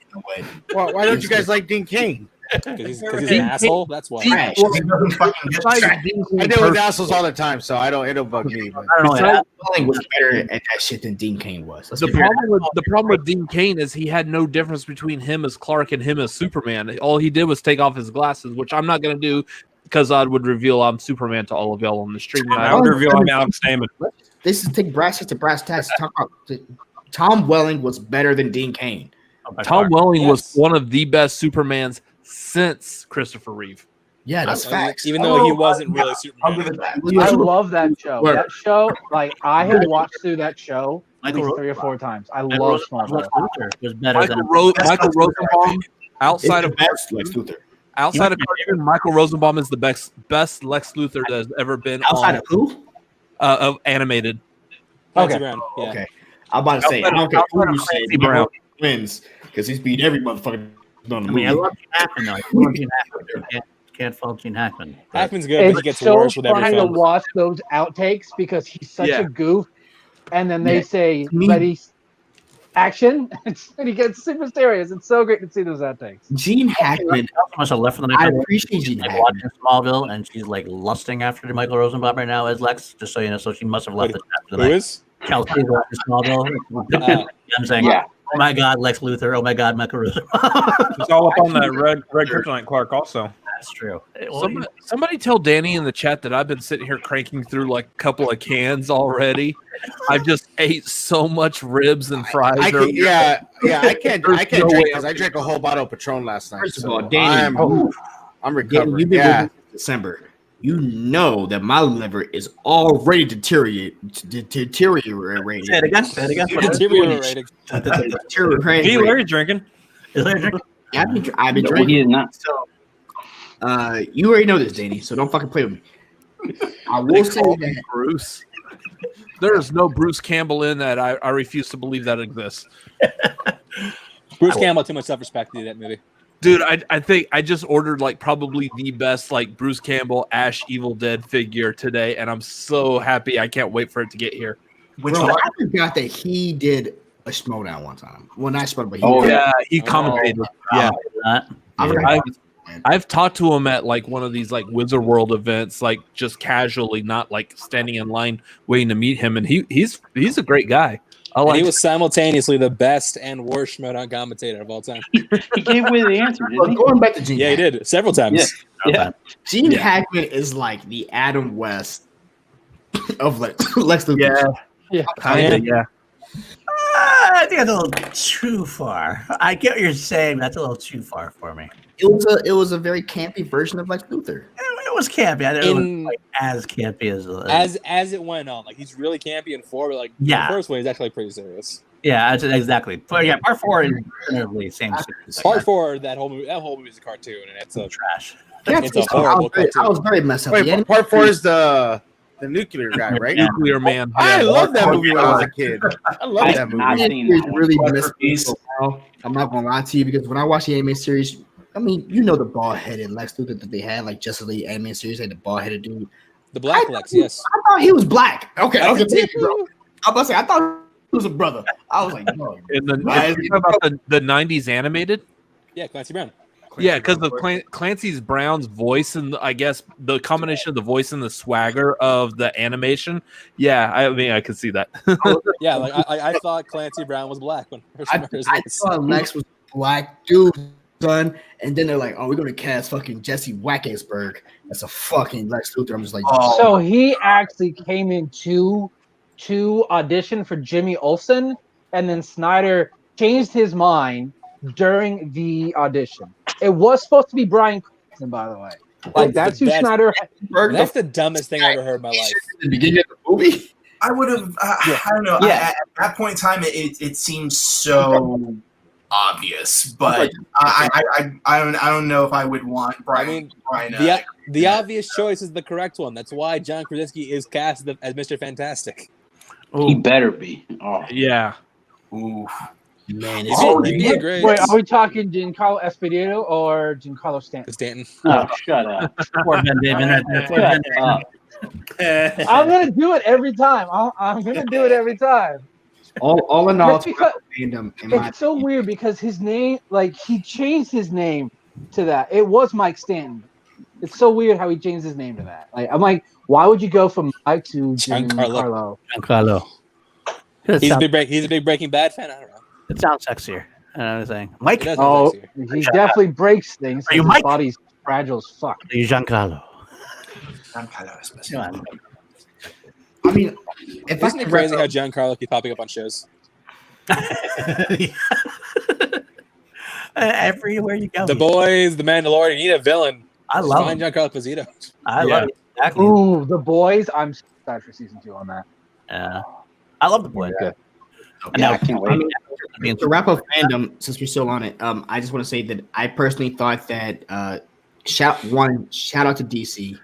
That's a good I call. thought it was very well made. I thought it was very well done. The production quality was in it was super awesome.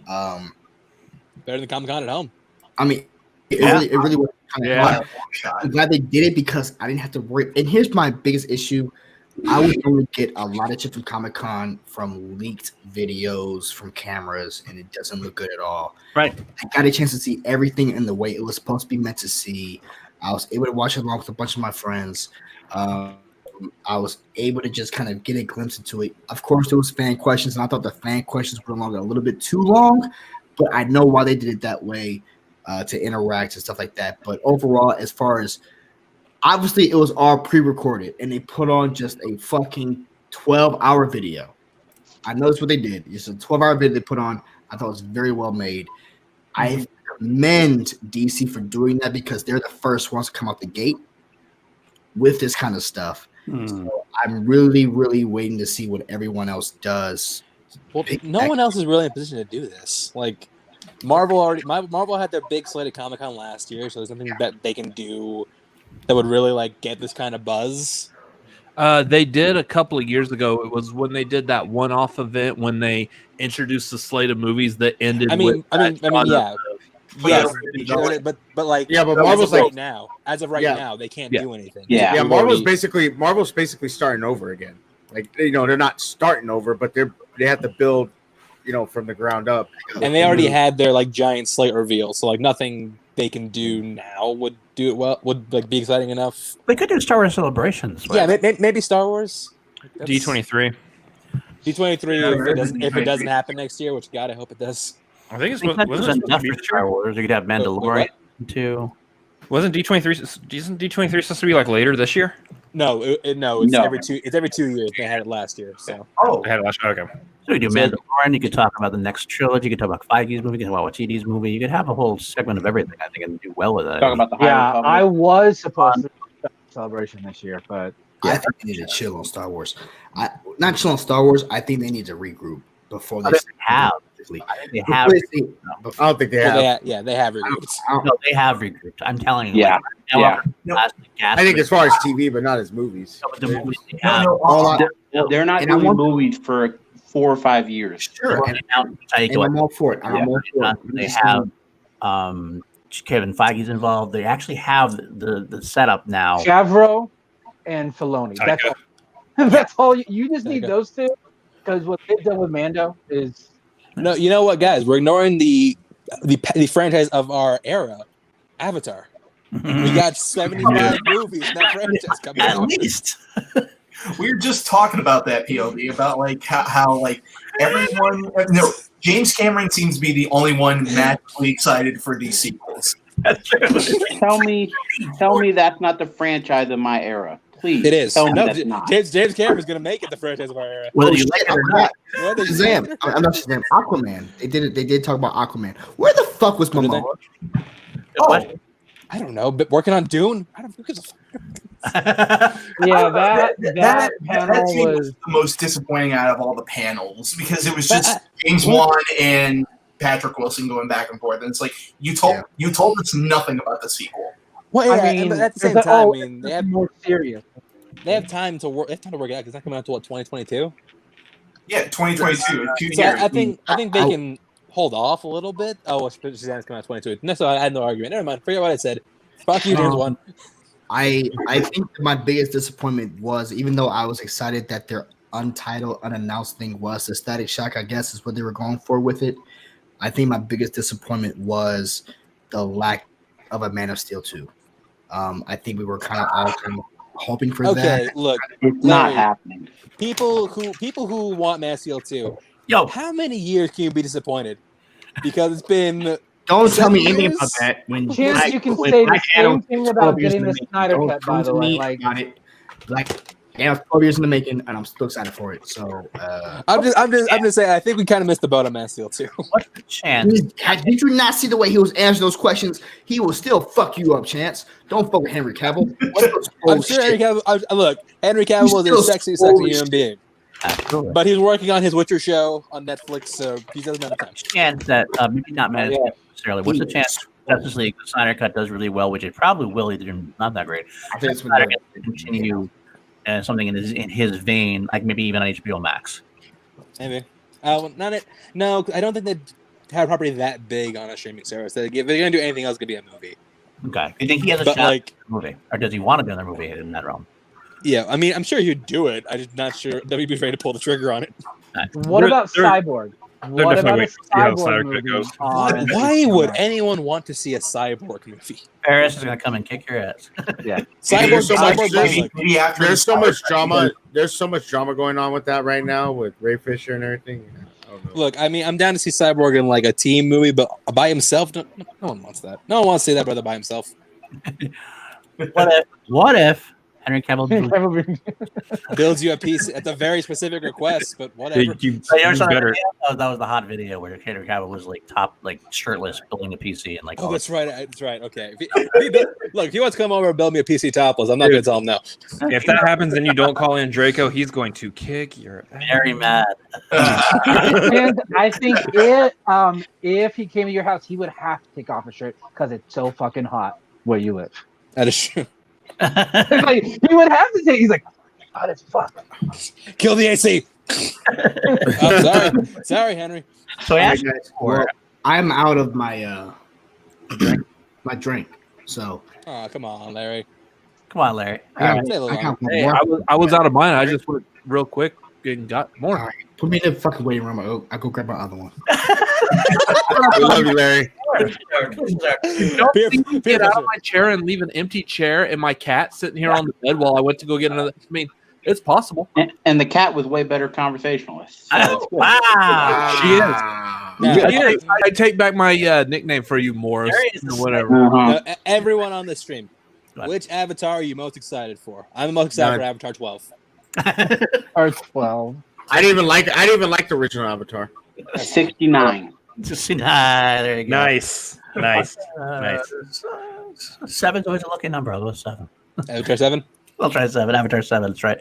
I wonder how many he's gotten in store. Does he really have planned out that many right now? He's apparently shooting. I'm still not convinced it's not like a giant elaborate pool party. Yeah, because they've only released like one picture. It's like Cliff Curtis, Kate Winslet, Sam Worthington, Zoe Saldana in a pool. Right. I'm just like, okay, I'm not convinced you just to take Disney's money, put him in a oh crap, we got to actually shoot a movie. Okay, put the face odds on and take a picture. There you go. Done. We're in a movie. I'm excited for whichever one happens right before they cross over with Shyamalan's Airbender. Ooh. They need to redo that movie. So bad. Is as bad as Avatar is. And it's not even that bad. It's fine, but like the Avatar ride at Disney World, fucking A+. Is it? I watched that Avatar Airbender movie, and I thought it was okay. Then I watched the series. And that movie is trash. Even if you haven't seen the series, that movie is trash. I'm not a movie aficionado. Okay, I'll admit that. I was like, it's okay. There's nothing good about it, but it's not like horrible. And then I watched the series, and they did everything horrible to that movie. You know who loves that movie? You know who loves that movie? That movie. My son. He watches it like every day, and he's 10. And I told him, I said, "What the fuck's wrong with you?" I go, I ain't your daddy. You like that shit? My girlfriend sat and watched with him, and she's like, "What the fuck is this movie?" And he's so excited about it. I'm like, dude, what is wrong with you? I just imagine Chick saying at the window, "I have no son." Yeah. No, he watches the show. We watched the show together, and he loves the show, and he loves he loves this fucking movie. I don't know what it is. I'm gonna block it maybe on Netflix. Series comes out, you can phase it out, dude. Well, maybe I don't know. That's if it's good. He's like his daddy. Like I like Grease 2. It's one of my favorite fucking movies. That movie's bad, but I love that movie. You know, we all have our guilty pleasures. Come on. Yeah, that's true. Yeah, like PLD with every Ed Harris movie ever. How can you say that? Ed Harris has got a lot. Okay, actually, there's a couple of bad Ed Harris movies. I mean, a couple. I want to ask you, what is your least favorite Ed Harris movie? They're better. What was that? What was your least favorite Ed Harris movie? Least favorite. There's only I don't know if I can count the one the Bob Dylan movie he did. He was only in there for 2 seconds. But that was a god awful piece of trash. You mean I'm Not There? No. The one he's actually in, right? Yeah, he's in Ed Harris in it. Like he's like in this it's this weird movie where Bob Dylan stars. Yeah, there was one with like Angela Bassett in it also. Yeah, there was like all these different actors in it. And I can remember. That's how bad. Come on, guys. Best Cobra Ed Harris Garland's movie. going to lose in the singles tournament because he doesn't know this Ed Harris movie. Okay. That's how bad it is. I don't even remember the name of it. best Ed Harris movie is National Treasure 2. That's a great. He's a It's great. fun. That. Absolutely, I'll give you that. Let me find it though. Let me find it. No. Who said that? Chris, go home. Your family is Liars Gates. I think Larry's back, and I think Buck's about to leave. Yeah, I gotta get some sleep. All right, Buck. Have a good night, man. Take care of yourself. You guys have fun. Who's that, Buck? All right, You know what, PLD? I gotta say this stream's a lot tamer than last time. Like last time, we were talking about ass eating. it is. Well, I think Well, tell you what, if there was an ass eating convention that just happened this past weekend, then that's what we would be talking about. I mean, we could always talk about ass eating. Like we didn't have to talk about DC. Why they call it tossing sandwich? Who's eating ass? Oh, there it is. Read on ass. There goes the shit. Who's eating ass?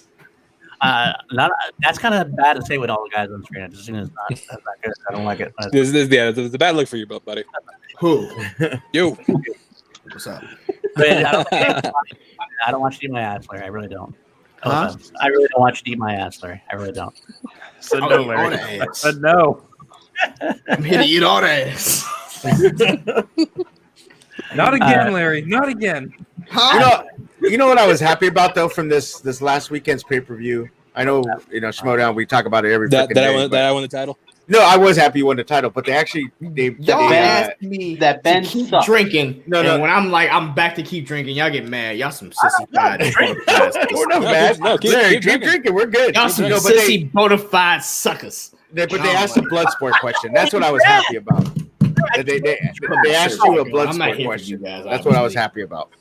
Man, How's the the shirt work? second they said Bloodsport, I'm like, Mike's got it. Doesn't matter what the question is, he's got it. Bunch of suckers. I was super excited about that. Exactly. Well, how else do you eat the ass? You got shirts on when you're doing it? Hell no. You can't have your shirt on when you're not. It's true. True. Gets in the way. It gets in the way. You Why don't want do Gets in the way. you are not drunk? Yeah, because I had a giant thing of ribs and fries earlier. I've been drinking since 11 o'clock this morning, and I'm on the East Coast. You might have to. You might have to. You all need Jesus, right? No, You ain't wrong. tell Jared we're not going to start talking about ass eating again. Don't worry. We might. We'll We leave. might. No, Larry. First of all, Last listen, time, we you want to know whose ass I'm going to eat? Give me 1 second. Oh It's boy. gonna be the AT&T girl. I Your guess. AT&T girl. Or the AT. Okay, place your bets. AT&T girl, Hillary Duff. I'm gonna say. AT&T. Ooh, mix it up. Hillary Duff. Ooh, he's got him excited there for a second. Hillary Duff. Now I'm you gonna got go- him thinking. I'm gonna go dark Now horse. he's gonna move Alexander on Dario. to the woman from the Progressive commercials. Oh, Flo. Hello? Oh, hey, Flo's a freak. Don't even go there. You know She's got No, he's gonna Oh, really definitely switch it up. He's gonna say the insurance girl, The insurance girl. There you go. the cartoon. Yes. I mean, I'm not gonna lie to you. I would go with AT&T girl over Hillary Duff. I would. Yeah. I would. Yeah. Hillary Duff seems active. The AT&T girl, she works in a little store. She just walks about 5 feet here, 5 feet there. Probably she not much. She ain't got a sweaty ass. So Yeah. I mean, exactly though. Exactly though. I work Here's for what I a direct think competitor of AT&T, and I work in a little store just like that too. And So Chris, what Chris is Robert, trying to don't tell me say, how your Larry. ass looks. What Chris is trying to say, Larry. Next live event. Okay, what's for kiss my ass? I'm not doing that shit. The hell no. Okay. Bring the AT&T girl. That's all I need in my life.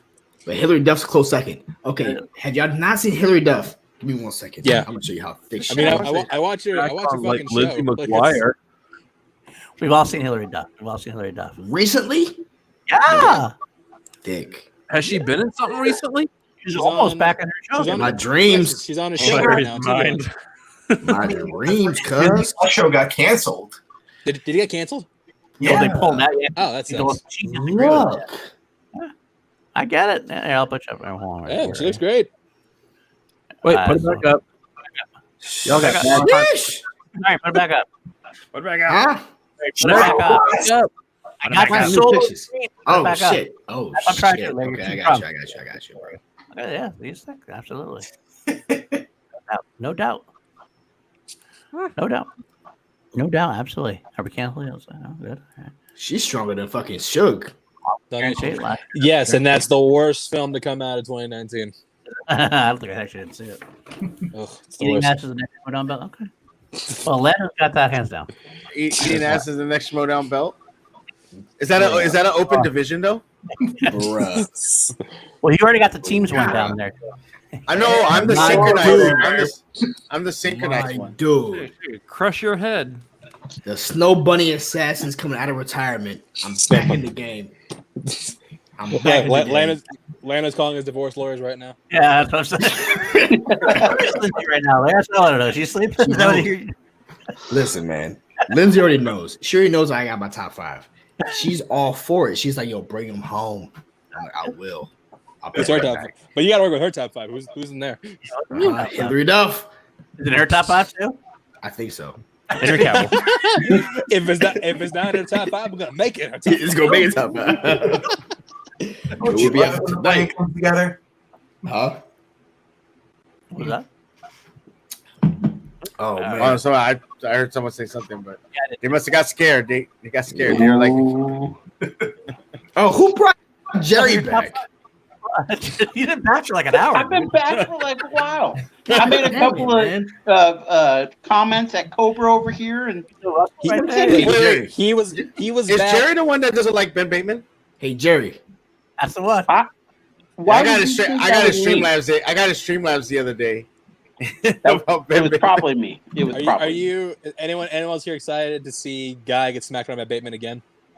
Oh, shut up! I'll be honest with you, Chance. I think I broke Bateman. That's why. Guy finna get rocked, cuz. I don't think so. I don't know. Hey, I don't know. He's gonna get rocked. You see how Ben Bateman played Friday? Yeah. Okay. That was Friday. Guy's not gonna put classics on the wheel. You crazy? Can I ask you a question? Hey, I'm just gonna say. Hey, hold on. I'm just gonna say it. Bateman hasn't been the same since I beat him on Twitch. Should we know? All right. He hasn't been the same. You beat him in MTG. We know. Hey, Jerry. Let me ask you a question, bro. Do you honestly, be honest with me? Don't lie to me tonight. Okay. Do you honestly believe that Andrew Guy knows how to score points? Yes. Damn, Larry. Like that. I mean, he does know how to score. You're a fucking moron. Points. If you're asking me whether Andrew Guy is the championship level, that's a different question. If you're asking me if he can beat anybody at any given time, yes, I think he can beat anybody. That's anybody, bro. You didn't say anything about anybody else. Could anyone in any possible situation win a match? That's all I'm saying. I think he can beat Ben Bateman. I think the Andrew Guy. He's finna get washed. He's finna get waxed. I would put more money on it, though. He's finna get mollywopped. If it was how long studio, I think said the word mollywopped. He about to get mollywopped. Okay, let's be honest here. Larry says a lot of things and he gets them wrong half the time. So I go with Guy in this fight. Yeah, because he said Demilato was going to beat Ace, and that didn't happen. I did. He said Demilato was going to win the Star Wars tournament because his boss would fire him if he didn't. Yeah. Well, to be fair, I also said Shazam was going to be Who's the Boss. Okay, fair enough. On the Gucciverse channel. Guy. So you're out of a job. Yeah, he's coming. Larry's coming to the Let's Get Ready. Please bring up Will podcast. Bring Will Smith? Yeah, actually, I was waiting for it. I got subscribers. Oh yeah, that was a great moment. I love that. He's when he crashed the. Oh my god. Yeah, I wish Roka pushed him away. I wish Roka, that's not your time. Get out of here, kid. I wish Roka would just shut the fuck up and just went with it. Chance, can I ask you a question? Do you remember meeting me in Houston? Of course I do. Okay, all right, cool. Yeah, man, you're a fucking boss. Larry, he doesn't remember. So yeah, I do. No, I don't remember meeting Houston. Yeah. Oh, you do? Okay. Yeah, you're fucking I will tell you one of my funniest moments, one of my favorite moments of Houston was walking around taking B-roll of Booker T's gym there, walking past that green room, and Chance and Janine come walking out, and I was like, and Chance like, "What's up, Robert?" Yeah, I met Janine that night, and I met Chance, and I walked up to Chance and I said, "Hey, how you doing? My name is Larry Payne." He's like, "What's up, man?" I was like, "I'm a big fan," and I said, "Bro, in about a year from now, I'm gonna be doing some stuff, and I hope you remember my name." No shit. Yeah. So and I did not forget your name. You did not. Look at that. What's his middle name? I almost forgot your name. His middle name? He didn't tell me that. Okay, I don't tell nobody my middle name, so you can kiss my ass. I know your middle name. Shut up, Shug. What's his middle name, Shug? Shut up. No, I can't stitch him out because he's kind of my boss. We're kind of friends. Shut up. Bullshit.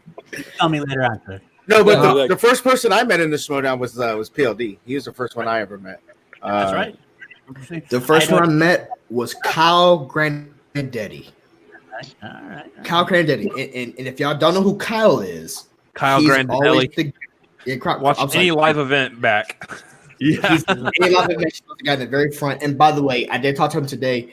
If you know Kyle, you know his mom. Yep.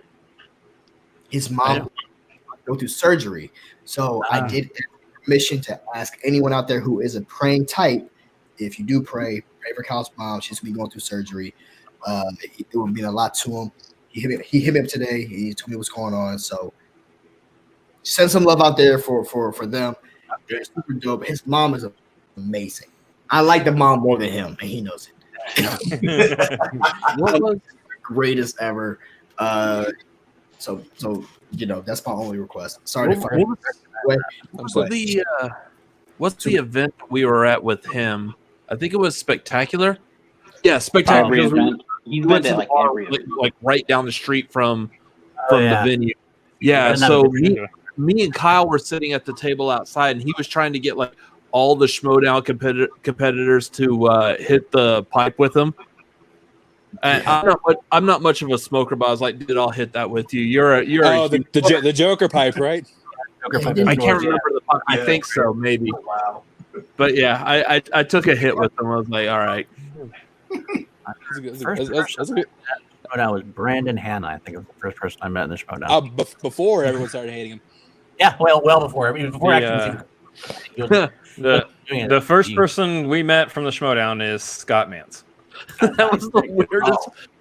It was at South by Southwest. There was an issue with his badge that we had to go back to the convention center to get them to fix it. And while we were standing in line, Scott Mance walked into the room. My brother had his back to the door that Mance walked in, and I'm sitting there like, dude, bro. I know three I met in order. It was Kyle. Kyle introduced me to Billy Beans Belfort, and I call him Billy Beans for no reason. Moneyball. Billy Belfort, and no shit. Billy, he took me and my wife in, and no shit, because he's like, yo, where y'all going? I'm like, I don't know. We're just here to hang out. He's like, you're hanging out with us. And I hated team action. I did. I hated team action. Oh my god, I really did. I'm only a 5-star general because of how much I love the Action Army. I don't care about better You're not guys. the only one. I'm only in it for them. I'm only for the guys, for the homies. I met Billy Belfort, and then no shit, the next person he introduces me to is Frank Janish. Is there? Next one he introduced me to, and when we went to the next live event, which was in New York, I'm sorry, not New York. Some shit like in New York, because we were in Houston. In New York, the first one I saw was Frank Janish, and he just walked with me and Lindsay for about 30 minutes. We just walked and we talked. And I'm like, yo, you remember me? He's like, nah, man, you're the homie, bro. And you and your wife are dope and shit like that. He just talked with me and her for 30 minutes as we walked down the street where Billy Belfort was all the way down the road and PLD was on the road. And of course, I met PLD and his lovely wife Kim that night as well.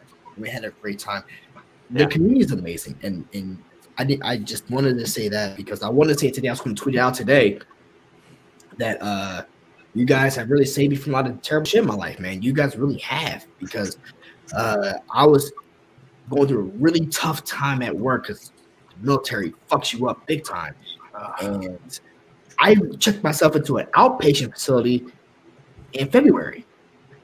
I mean, I was mentally so fucked up. I was like, I want to kill myself. And I checked myself to an outpatient in February.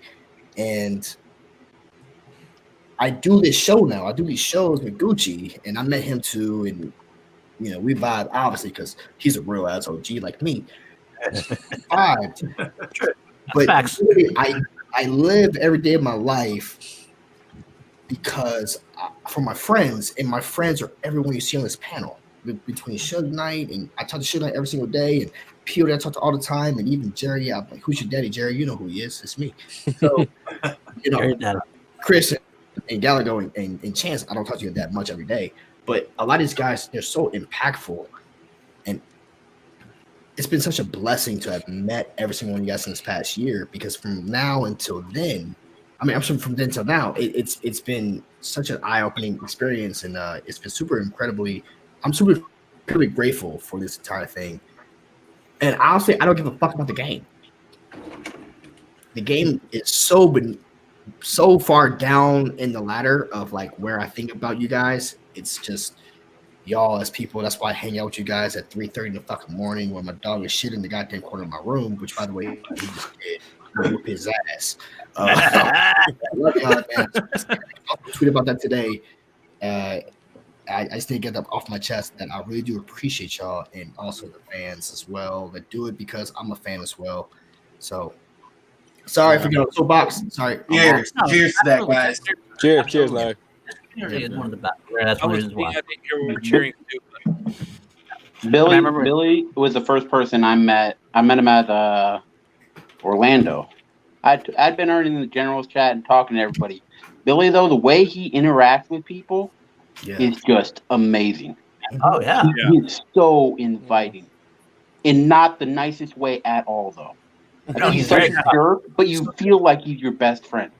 He has that way about him. Yeah. Back to Billy was the first one I met in New York as well. Billy and I hung out in the line, and then we met Brandon afterwards. That's what it was. Billy and I were hanging out together first. Billy's amazing. I mean, he's just here for a while. He's back now. I'm so happy he's like come back from his little sabbatical. But he is a true blue friend. He's loud, obnoxious. He's going to tell you exactly what he's feeling at any time. He doesn't hold any shit back. I love him for it. He's obnoxious as hell sometimes, and I love him for it. But he is really a really true blue kind of friend, man. He's awesome. And he's a great fan too. First one I met was late to the party. Yeah, man, at the Arizona Free Throw party, and they were the first ones to really believe in me that I could make it. That I could make it a showdown. They had faith in me, and they were the ones that were really pushing me to like, hey, come do reaction list. We want to see you break big, and so I did it, and I ended up breaking big. And they're doing it, and you are. I'm always gonna be eternally grateful to those guys. Like they're awesome. They're really good friends of mine. Do they get a finder's fee? Do they get a finder's fee? They do not. Do they get one of your belts when you have like 2 or 3? They get one. Let's not go that far. They touch it. Can they touch it? Yeah. They certainly cannot touch it. Yeah, no, I met PLD and a drunk Jake Yakavetta. Shocking. And when I told Jake who I was, when I told Jake who I was, like he grabbed me. He's like, "What's up?" I was like, "All right, dude." Like, but he was cool as hell. Were you in Houston? No. New York. I was in New York. Met in New York. We met in New York.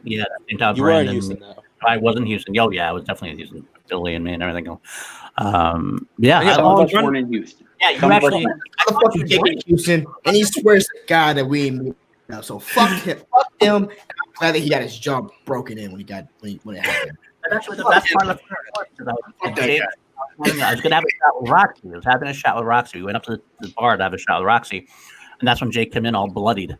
And so Roxy started taking care of him, and that's when Ben sidled up next to me. And Bateman's like, "What's going on?" I'm like, "I'm having a shot with Roxy." And Ben's like, "Oh, I'll have a shot with you." And I wasn't inviting you, motherfucker. But okay, I'll buy you a drink. Bro, can I tell you something? So I bought him a drink. My wife was okay. I'm sorry. So I did that. I bought him a drink, and then Ben starts like poking Roxy's leg.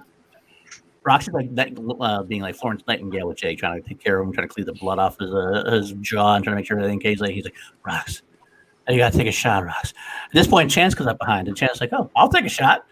Fine. Did that happen? It totally happened. There were so many shots that night. I forgot all of them. He bought all of them. I did not buy any shots. I think Jake did. Jake bought all of them. Jake definitely did. I bought all of them. I bought a grand total of 1 drink that night, and it was for Kevin Smith because I slept on his hotel room couch. Yo, that bar forgot a lot of people's shots. They would just pour shots for free. Well, there was only one bartender for most of the night. Yeah, she was really hustle and bustle. That But poor girl. Ooh. Lindsay was there cleaning the fucking blood off his face, and he couldn't remember it. Yep. There you go. See, I wasn't in Houston, Chance. There you go. You took a picture. There you go. Yeah, that's right. You were in Houston. And good old Kevin. Good old Kevin. You would never find Kevin's awesome. That's in my edition shirt. Edition shirt. I think I might be the only person who owns this shirt because they had to change it right away. Like Christian had to change it because Dan Murrell wasn't happy to the guy that beat Dan Murrell, so they had to change it to the guy that beat the GOAT. Nice. I remember actually Houston was the first time we met PLD. Very true too. Yes, it was when you and Billy Belford at the same time came walking into our fan meetup with Andrew Guy, and we're like, okay, so this is like Andrew Guy and his bodyguards. Yeah. Yeah. His entourage. I don't think I met Jerry yet, but I already know I wouldn't like him. Now I guess Mike was saying that we're going to be roommates at his wedding. I don't know about after tonight. I don't know about that. Yeah, we'll have to make alternate plans there. I mean, you can pay for the room. I'll probably sleep in the hallway, but yeah. Hey, Paul, I got a problem here. I'm trying to relax, but your dang logo is like right. I'll take a look at that. Let me see. Chris can't help not have his face on. Perfect. Only one here I haven't met is Shug. I'll even take it down. Was that Jets? Only one here I haven't met is Shug. Yeah, no, I was at Spectacular. That was my first event and the draft. Were you there? But at Spectacular, I stood in the corner. I didn't talk to anybody. I just stood there. And like when people found out who I was, people were like, "Hey, Kate's looking for you. Like, go find Kate." And I was like, "Yeah, I'll find her later." And I found her like in the middle. I think it was right before Mike's match, and she freaked out. She's like, "Wait, why haven't you come said anything to me?" I was like, "I didn't want to bug you." And she was like, "No." And then at the draft, I sat behind RB3 all night. I say, picture. This is a true blue. This is like sums up Gucci. I was at the picture with Riley, and what happens? I get photobombed by Gucci in the background. If you've seen the beginning of the Schmodown replay that we do, not that I'm trying to plug it, but if you see that there's a clip in that with Riley is with us at the bar in Houston, and I guess he had already thrown back a couple of drinks, so we got him on video for just like B-roll for our Houston vlog video reaction we were doing. He comes up and he just sees the camera and he's like, motherfucker. That dance, and we're like, well, thank you, Riley, for like just unloading all of that into our videos that are trying to be family friendly. Amazing, man. It was awesome, amazing, bro. He's one of the most genuinely sweet guys. I mean, him and Guy were probably the most sweet guys I've ever met. That's true. Be genuine, caring. They understand it. Julie's amazing. You know, my favorite thing to say about Guy, not to trample on you, Larry. Oh, you're good. You're good. My favorite thing to say about Guy, and he probably hates that I keep telling this, is keep telling it. So I'm going to keep telling it because I mean I'm going to sing his praises all day long. Is the match that I played against the family? After round one, me and Guy had to switch the chairs back, so I'm sitting next to DJ. He's sitting next to McWeenie. As we pass, he leans into me. He's like, "Hey, man, good job." Like after I had already been like freaking out for like the first half of round one, just to have him do that, he broke his character. He leaned in and he's like, "Hey, man, good job." I was like, "Dude, that is awesome." I absolutely love Guy because of that. After shouting that you're an idiot from backstage. Because I know his character, so I was okay with that. But, man, yeah, you wouldn't have got that same shooting for me, man. I would have said, "Hey, you're doing great. Keep going." If I could, I know there's some people still in the chat. There are. We actually got more than we started out with like 7 or 8, and we've gone up to like 14 or 15. So people keep coming. You're in the chat. Obviously, we're thinking about times that we've met certain characters or certain players, or just people. We're talking about when we met people. Drop down in the chat when you met someone and how it was. Like we're obviously having a moment right now. Oh shit! Saul will not let this go between me and him. So I'm not gonna lie. Like I'm obviously talking to you guys now. I can walk up to you and say hello, but I don't do that. So like at the draft, I saw Guy and I wanted to say hi to him, and I went to walk up to him and I ran away. Bateman, I sat there and stared at him for like 20 minutes, and he's probably like, "What is this Mexican doing staring at me?" Because the way to look at my face, I always have like a mean look. So he's probably like, "Dude, this dude was gonna rob me or something." Mm-hmm. Saw I was gonna go say hi to him, and I stopped. Buzzing my wallet, my shoes. Yeah. and then Saul, I saw him hide his backpack, and I was like gonna go take it and hide it, and he'd be like, "Oh, hey, what's up, Saul?" And now he just brings it up all the time. He's always talking shit to me. He's like, "Why didn't you come say hi to me?" I was like, "Because I didn't like your ass." Fuck, yeah, no, you know what? Honestly, there's one time where I felt so bad because I was at D23 last year, and I saw that someone in the page post was like, "Hey, you ever like tried to say hi to somebody and you just like chickened out?" Because like I did that with Chance L, so I'm like, "Did someone see me at D23?" I'm like, hey, if you see me again, come say what's up. And I never met the guy. I felt so bad. That would have been my problem with Guy because I'm a big fan of Guy's. But the first time he saw me was outside the Comedy Store, and I was getting out of the car with all the rest of Paul and Billy and everything, and he comes out from behind me and tries to tackle me. He did. And that was just a perfect Brady Ice right there. He just tried to tackle me. And he's like, "Hey, how you doing, man? It's finally great to meet you." Shit, when I meet you if I meet you, Jerry, I'm gonna push in front of moving traffic. That's fine. Hey, you try. You got some guys in there telling you're a weak little boy right there. Okay. That Will McLean, I guess, Guy was the first person I met in front of the bar at the fan meetup, and used before Ellis's show. That's true. And then, we were right behind. Belford and I were pretty much inseparable at the Houston thing. We kind of hung out together. We picked up Guy at the airport. Yeah, because y'all were Guy's bodyguards. I mean, we drank. Also, I drank like 4 shots. Also, everybody hears about Drew clearing out the bar of tequila, or clearing out the airplane of tequila after the Houston event. And we're talking about how we cleared out the restaurant of tequila before the event.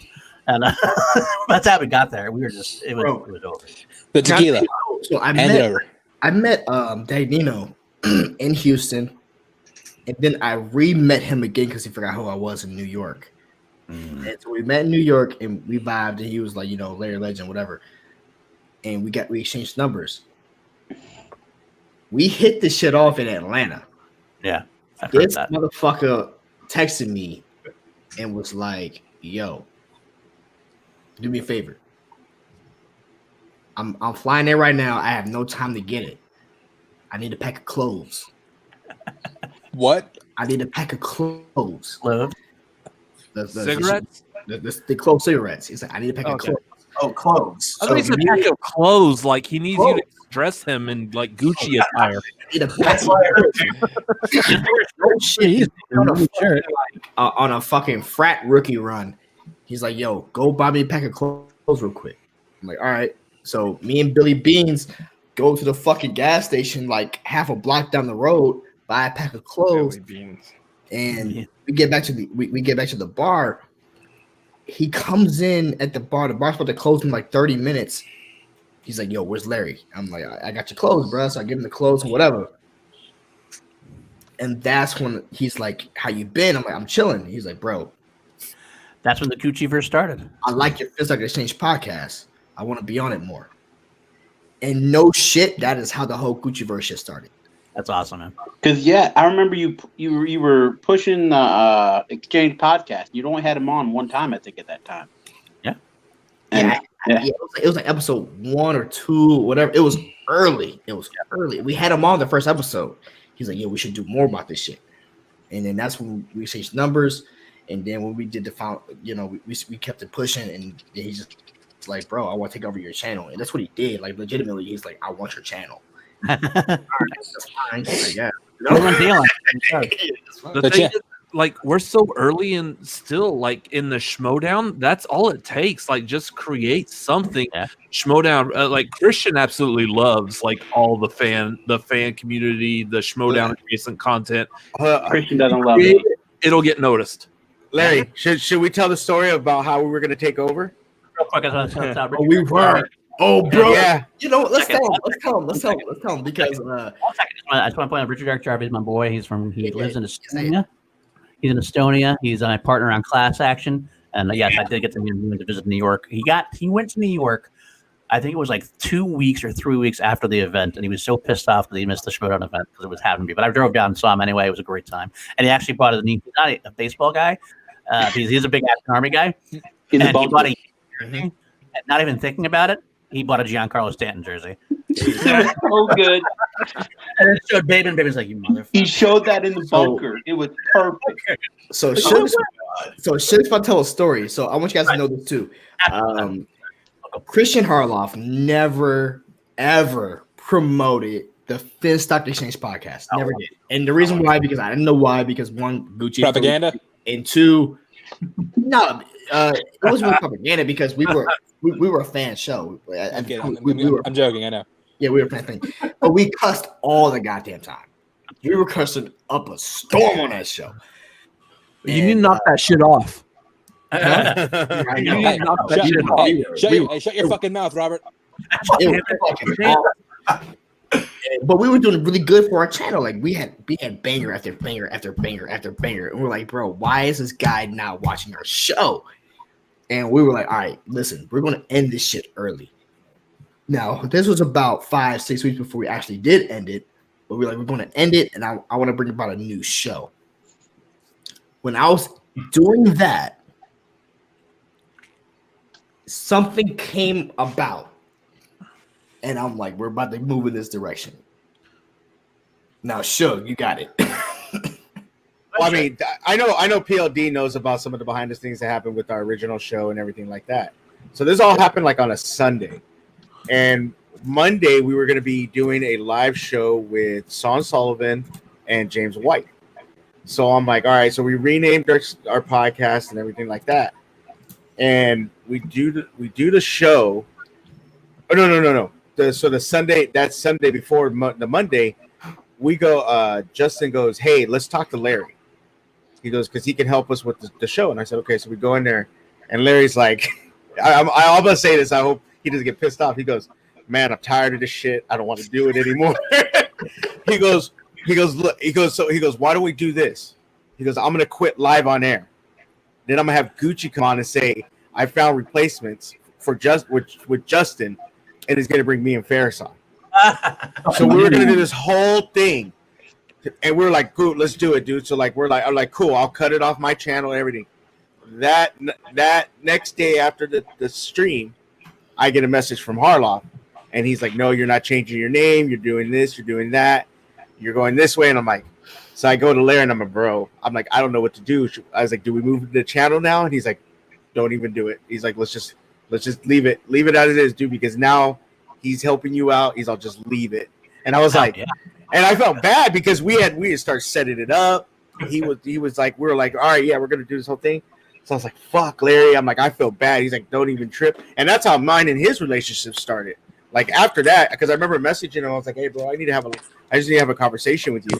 One day, it was like no shit. One day, because I was like, I'm done with this shit. And then literally, Suge comes in. He's like, bro, I need your help with doing one thing. And I'm like, yeah, you need help? I got you. Because Justin was already on my show. And I'm like, yo, we'll help you with whatever you want.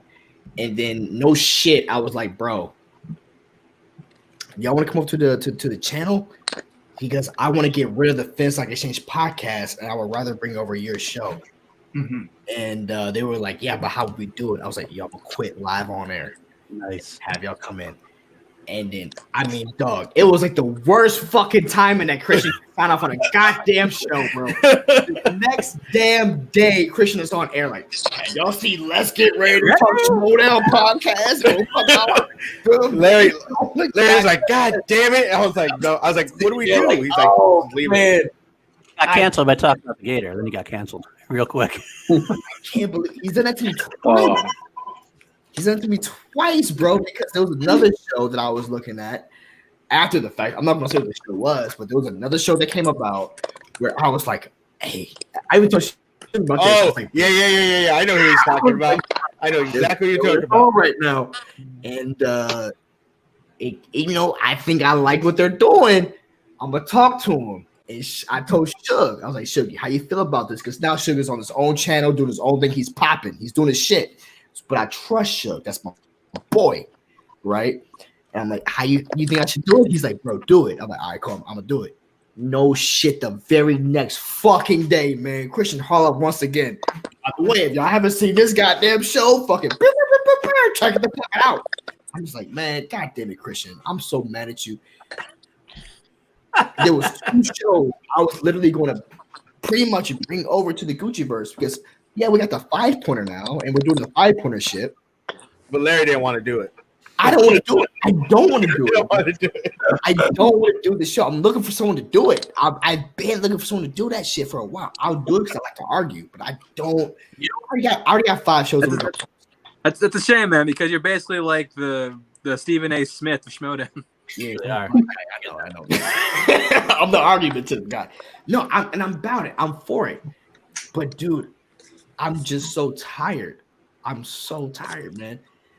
I just want to bring someone in to kind of just take my place. And Gucci is the same way. Gucci is also thinking the same thing. He's like, you can't leave, bro.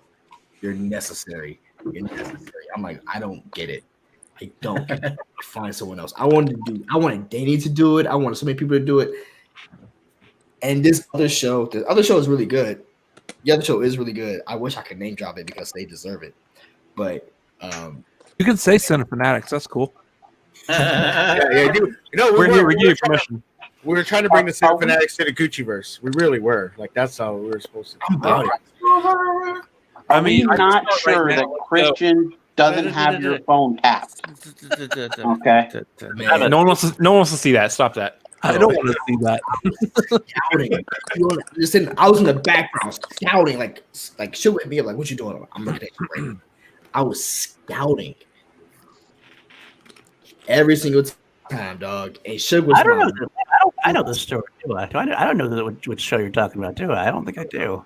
Nobody does because this was only me and him talking about it. It was only in private chat. We're not private chat later on. You're gonna tell me later on. Yeah, no. It was because the show. I actually, if you go back and look at my tweets, you would know what show it was, and I was shouting them out. And then me and Larry were talking. He goes, I think this is. I think I want to try to bring this over here. And I was like, do it, dude, because it's a good show. And I think I mean. The Yeah. story behind Bador joining our show on March 28th, I messaged Sean Sullivan asking him, like, hey, do you think Jillian would be down to do reactions? And he was like, bro, she's joining a certain point of view. And I was like, are you kidding me? He's like, yeah. I was like, and he goes, they just finalized it yesterday. And I was like, damn. And then, but the day before, I talked to Ahmad, and I was like, I want to find a female for our channel. And they're like, there's this girl Bador, like, she's really cool. She's in the Star Wars. And I was like, all right. So we started talking, and she told me, she's like, I don't want to do it. And I was like, okay, like that's fine. And then one day, she watched the show a couple times. She would be in our chat. She goes, I bought a camera last night. She goes, it'll be here. She'll be here. She's like, it'll be here in 2 months. Wow. Like, all right, cool. And I remember telling Larry about it. He was like, dude, that's dope. And I was like, but we had to sit on it for like 2 months. Not talking. Yeah, I thought like this is a lot of build up. Yeah, I remember there being a lot of it when she was like waiting for her camera like every day. She was saying, I thought it was gonna be solid because I saw the silhouette. It was like long hair. He's in the channel. That was a big kept secret, man. Like, I would say, let's be honest though. Have any of you tried buying like a webcam or something right now? No, buying a by the camera way, right now is Danny, you'll never be replaced, Danny. Danny, you will never be replaced. Okay, if y'all don't know, Danny was the original. Without Danny, there would be no Gucciverse. Like that needs to be said. He was one of the OGs of the entire thing. So Danny, stop fucking crying. Stop drinking. Drink some water, motherfucker. Jesus Christ, bro. Get a hold of yourself. You look pathetic. You look pathetic. Get it together. I love Danny. Danny. It's funny because me and Larry share the same. Same team. I know we do because you took my fucking team. I'm mad as shit about this shit. He came in, was like, "Hey man, I need some help." And I'm like, "I got you, bro. Like use my team to help you out." And then 5 fucking months later, I go helping him out. Backstage shit. I'm like, "Why is my whole team here?" So, well, you said I could use them. After 5 fucking months. You didn't give him the time. Zuckerberg you. It ain't really 5 months. It was more like you never give out the good people. You never give them out. That's why his shit should be on my channel, man. No, it wasn't me. I didn't do it. They just started. We all just started hanging out all the time, and then next thing I know, they're working for me. They're working for Larry. You never know. Who else is going to poach somebody? You never know. It's a damn dog. I've heard the stories, PLD. I heard you DMing people. I gotta watch your DMs sometimes, man, because you be DMing my people. Like, I DM everybody. I slide in everybody's DMs. That's all it is. You should DM every now and then. You ain't got Jake Yakavetta. You don't need nobody else. Why I you got my people? True. You Jake, leave my my boy. people alone. You leave my people goddamn it alone. Yep. Everyone just snipe Larry's team. Just take the entire team. Fuck you, Larry. It's our team. Our team. Fuck you. I'll snipe it. I'll hire them away. You won't actually do anything. You just can't do anything on their turn. That's all. You gotta look for the back. You can be the backup to Jake, and then that's all you need to do. I hate everybody here. I'm not on anybody's team. Jerry. No one's sliding into my DMs. I'm in your DMs. I'm in your DMs before. Yeah, but I use it for knowledge of other people. Okay, so that's all. I'm in your DMs. I'm in your DMs. I'm in your DMs. I'm in your damn DMs. I don't know. I've DM'd them quite a few times, Dean. Don't ask questions. Don't ask questions. Does he follow you back? The restraining order says a lot. Right. You can't dim a person. But you know what? Like, I want to ask Robert and Chris this, and PLD also, because you guys have been around for a while. How's it now seeing all the reaction? Not even reaction. The podcast that popped up. I mean, there's literally like 6 new ones, and they're fantastic. It would just be great if people still remembered that we all still exist. Hey, with the thing I'm trying to put together, I remembered you guys. Okay. Yeah. Oh, yeah. I will say it's interesting because it's definitely an explosion since like last year. There's a lot less last year, obviously, and that's what makes me upset about this year, man. It's funny. I remember like Jake gets pissed about it sometimes. He's like, God damn it, COVID made everything a lot easier for everybody because like no one has anything to do. Like scheduling guests going, instead of like scheduling Showdown competitors to come on. Like nobody was going on Showdown like on any shows like last year nearly as much. We had everybody chill once a week, but like there was no guest almost ever, hardly ever. And now like everybody's like, and it's like, how do you do it? How do you talk to them? They're always so busy. And now you fucking like this point, like you've sent a tweet to somebody like, yeah, let's go on and do it. Now they're so used to doing it. It's like, so Jake is always like, these fucking new shows, they get anybody at the drop of a hat. We gotta worry to put the work in. We gotta network. C2A. It's so hard for you guys. You didn't have to. Oh my God, it's so hard to C2A. Okay. Hey, I'm not saying it's me. I'm okay. Right. I mean, let's be honest, PLD. I've never wanted to do a podcast. I did reaction videos for the matches, and I remember messaging Eric, and I was like, "Hey, man, do I have to like, what do I do? Like, what am I supposed to do?" He's like, "You don't have to do anything." He's like, "Just do your reaction." I'm like, "Are you sure? Do I need to like call Christian and sign something?" He's like, "Man, do whatever you want." And like I did these like shitty ass reactions. My first ones, like nobody watched. So I was like, "All right, this is fun." And then like I hung out at the Discord. I met Justin. I met Ferris. And we would just talk shit to each other all day. And they were like, "Want to do a podcast together?" I'm like, "Fuck it, we ain't got nothing else to do." And then like now it's like this thing. Like I never wanted to go live. That was the biggest thing I told. I said, "We're never doing live shows." Too late. All we fucking do now is live shows. Like damn it! I'm gonna tell you something. Community, that's the best part about it, bro. And I will say real quick, I finish my story. That's what, because I don't leave like I'm salty because I'm not salty because I actually love all the shows that come in now, and I think like, having more in there is better for us. We actually like interacting with you guys, like interacting with YouTubers, like interacting with Son of Fanatics. We love being able to have the community we share. We can have these like streams where all of us can come on and like we all have our same passions with this. At least if not the Showdown completely, it's the community around it, the people involved. That's just a lot of fun. So I love seeing everybody involved. And so all of your fucking shows would go to goddamn hell. Fuck all your shows. Okay, I wish they didn't exist. I know you don't. Okay? I know you. We're all fucking in the way. Okay? Right. So want that award that we won last year. They don't even go away. I'm tired of watching them, and they're taking up a goddamn viewership. Oh, there's gonna be salt this year for the award. Malcolm just said that. He goes, "I can't wait for the award show race." I go, "There's gonna be salt. Somebody's getting left out. No, bro. Somebody's getting left out." I don't know anything other than salt, Shug. Oh yeah.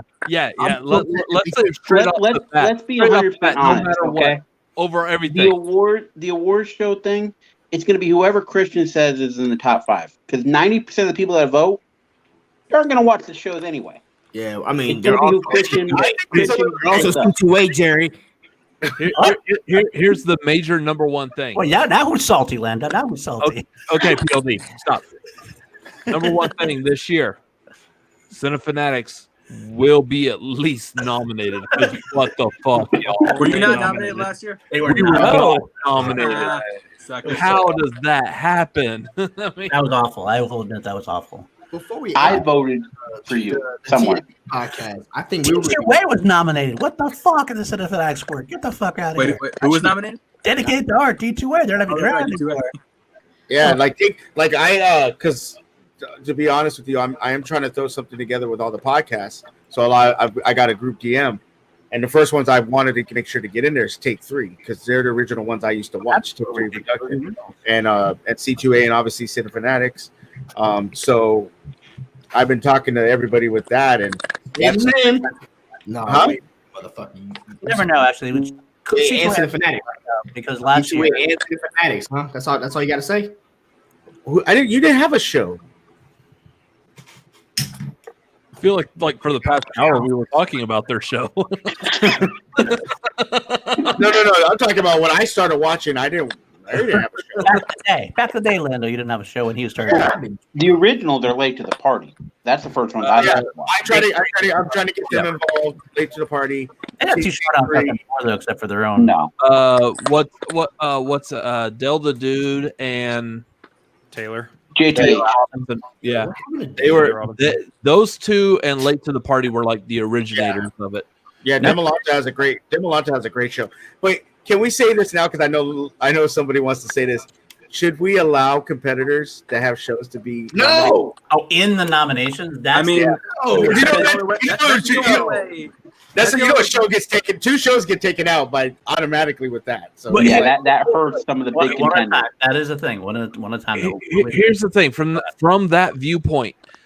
The problem that I know that we see ourselves in is one. I'm the only one who's actually been on the show. He did a back to head thing. No, I mean like actually competing.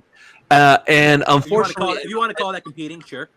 No, wow! Thank you, Chance. Thanks. I was actually about to say the problem with my episode is, and I'll be honest, it's completely forgettable. I mean, I feel like I did a good job. He's saying that because I told him it was forgettable. But I mean, no, I'm okay with admitting it. It is forgettable. But it's only the one episode, and no one seems to typically remember it. And like the problem is that there's some people that know, and therefore I'm in the realm of Schmodown competitor. That both me and my brother were in the draft. We're free agents, so people know of us as Schmodown competitors. But then there's like they're not Schmodown competitors, so therefore they're fans, but they're not fans because they're Schmodown competitors. So we're kind of stuck in this gray area right now, is what it seems like. I love Limbo. I wouldn't knock you out for that. I wouldn't knock you out for that. Yeah, you're not gonna be disqualified because you're a competitor. Right. I mean, now the question is like Andrew's show, Andrew and Nick's show. Is that one that's going to be open? We got Janine's Machine Mondays. That's the only way he's gonna win something. So sure. And wow, Jesus, that was a sniper. You win that belt, and you're getting cocky. Put the sunglasses on at least. Come on. I can't wait to see you lose. He won the IG tournament. He's won 2 things this he's won a lot. I get it. There you go. Here's the top. That's why C2A's are all talking right now. Oh, hey, look, the Cobra's here. The Cobra's here. If I can C2A actually might get disqualified because we actually had the award, and Danny has the award on her bookcase, and we had it up there during chill, and she had it in the background, and there was the penguin on top of it, mid chill. Christian DMs me, why is the pork shitting on the award? That's how it's about the award. I she's trying to display it prominently. No, you guys are getting you're number one. Everybody knows that. Everybody knows you're number one. You can say that. I don't want to say that. You know, it's just the bottom line. You're number one. It's number two through 5 is going to be the interesting part because obviously C2A is a lock. That's C2A is a lock. I think now because how much Christian's in love with it, I think 5-pointer now has moved up. Unless he gets canceled after 4 episodes, because you never know. Unless Larry quits. Yeah, unless Larry quits. You know, you have certain point of view who obviously they're a lock.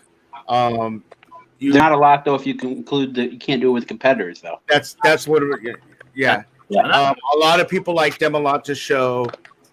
Repeat the questions more. He does. I like it. I like his stuff a lot, but he's website and everything like that. That's fine. I get that. Yeah, as long as they're good. I mean, but I don't know either way. I mean, I'm not going to be upset if they don't. If they but yeah, I won't be upset. But if they say they can do it, I'm not going to be upset. I mean, if they, as the only person that's not doesn't have a reaction show or anything like that, if they let competitors compete, I think Dimalantis show takes it. It's not my personal favorite, but I think he's got the most. How do you say it? This is why I'm not on a reaction show. He's got the most behind his name. Well, I think certain point of view has the most behind their name because they have Jillian, who is with a competitor, and then they have Molly, who has not only. Would Molly? Yeah, that's why I said two of the shows would not make it. But I don't think they're going to. We already know that the Ultimate Schmodown is going to get. It's going to take it away. They have the most views. They got the most views. They got the most views. Yeah, on Facebook. Here's what I'm going to say. Wait, we have the secondary thing in the fact that our channel, Cinefanatics, is not primarily a Schmodown centered channel. Our channel is more movies, and Schmodown just happens to be a thing we're interested in that we also talk about. So I think that's what kind of helped. We're more focused on the movies. We're never going to be more primarily focused on the Schmodown content. Even though right now that is the primary focus because there ain't shit else to do. I would argue with that the Gucci verse is more about sex than anything else. No, Rundown's not eligible anymore. We're not last year. That's what if you watch the Gucci verse, we're all about talking about guys. Cuckolds. I actually alt. You gotta go. No, yeah. Thanks for hanging out, man. Bring me back in next time, guys. No, it was really great talking to all y'all. Seriously. All right, sure. I just take care, man. Take care, guys. But the biggest thing I'm gonna say is a disappointment is the fact that it does not seem like there's going to be a Schmodown Awards event. Yeah, that's possibly true. Yeah, not physically. The reason why I'm disappointed. Well, the reason why I'm disappointed in that is because I would love, honestly, to hang out with you guys more than some of the competitors. I would literally just love for, Well, Chance is a competitor, can't hold my nuggets. Fuck you. For me, Suge, Cinefanatics, C2. Oh, not C2A because they can go fuck themselves too. Everyone, fine. Yeah. So I was just talking to. I thought we were cool, Larry. I thought we were cool. Fuck you. Yeah, no, I mean, I look forward to the day that me, Justin, and Larry get to fucking hang out because it's just going to be a great. I mean, I'm probably going to die of a heart attack, but it's going to be a great time. PLD going to bring the Jameson. We need him for the Jameson, bro. Yeah, PLD. But that's what I was looking forward to when I started this was when the award ceremony, even if I wasn't nominated, even if we weren't nominated, that I got to hang out with PLD, that I got to hang out with Larry. This is true right there. Let's not start this podcast award shit with PLD because he doesn't fucking listen. And I listen. I was doing something else. Don't start this shit. I was fucking PLD. I'm too fucking busy. Real talk. If Saul didn't compete, he'd be a great manager. I would love Saul. Yeah. Oh yeah. Oh fuck yeah. Boy. The conversations that I have with him, Chance, the things that he does is most hilarious. I can't tell if he's being serious or he's fucking around. But he's fucking around for the most part. 2 a.m. when you get a call from Saul, it's fucking hilarious. Like he messages me the day that we did our thing and we picked against him. I got to pee. He's like, he called me. He was like, get in voice chat right now. And he was just cussing a storm at us. And I'm just like, dude. And we're laughing our ass off, and I'm like, dude, I gotta go to work in like 3 hours, like, and he just kept my ass up all night. But no, don't trust PLD when he says let's start a podcast war. Because you suggested it first. No, I did not. Oh, you definitely did. I'll bring up the fucking Alex did. now. Alex did. Oh, I don't know about that. That's something else. Yeah, Alex. You talk to Alex about that. I have no idea about that, but I like how you guys think. I like how you guys think you were big enough to actually start a war, and anybody. Oh, it started something. Okay. Oh, it started. No one knows it started because no one cares. No, it started something. We had to stop it. Are we being against the Ultimate Showdown podcast? So are we being serious with a war, or are we just like all in jest here?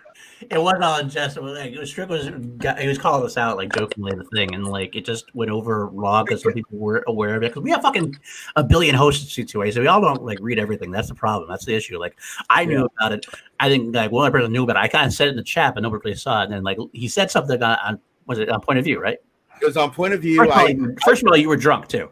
You were drunk, so like the way you were coming up, the way you were saying some of this stuff, gone. It kind of came out more real sounding a little bit at one point. The first comment wasn't about you guys, right? But it was the second comment when I said C2A was about you guys. Right, absolutely. And then I jump off the stream and my phone just starts like PLD's like, "We love you, bro," but people are pissed right now. And I'm like, wait, what? Because I was actually doing, I think I was either doing chill or I was doing like a show or something. I'm like trying to do like stuff, and then like all this stuff's going on. I'm like, what the fuck is going on? I can't deal with this shit now. We'll deal with it. You're right. It was the lamest war ever because it was. If we were really gonna do it, we could have done it. But I mean, that's you all really needed to go the biological warfare route. Just like get a bunch of sweaters, line them with smallpox, throw some Agent Orange around. Let's go. Who is putting on a sweater right now? That is the dumbest idea.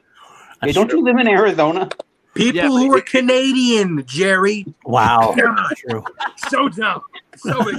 Jerry, God. Dude, Jerry. That's your stomach. I want to see the Jerry versus Chance fight in the live event. I just want to see that happen. You kidding me? He destroyed me. I suck at trivia. You know that. Chance, when are you going to wear a Steelers jersey to a match? The only one I have is Le'Veon Bell, so probably never. The problem with that, Saul, is I'll be way too drunk if we ever went for each other's throats. I'd be fucking like wasted off my ass, and it would not work. Although I did try to start a fight with Nico during that reactors warfare thing. The one at Eric's house. The one at Eric's house. I think we were drinking. This was killed Jameson. Entire bottle of Jameson. You were starting to fight with anything that breathes. I'm a happy drunk. But then I think said something bad about Andrew Guy. I went, you guys should watch the video. Oh my god! That's I stand up. Like that's like it's okay. It's okay.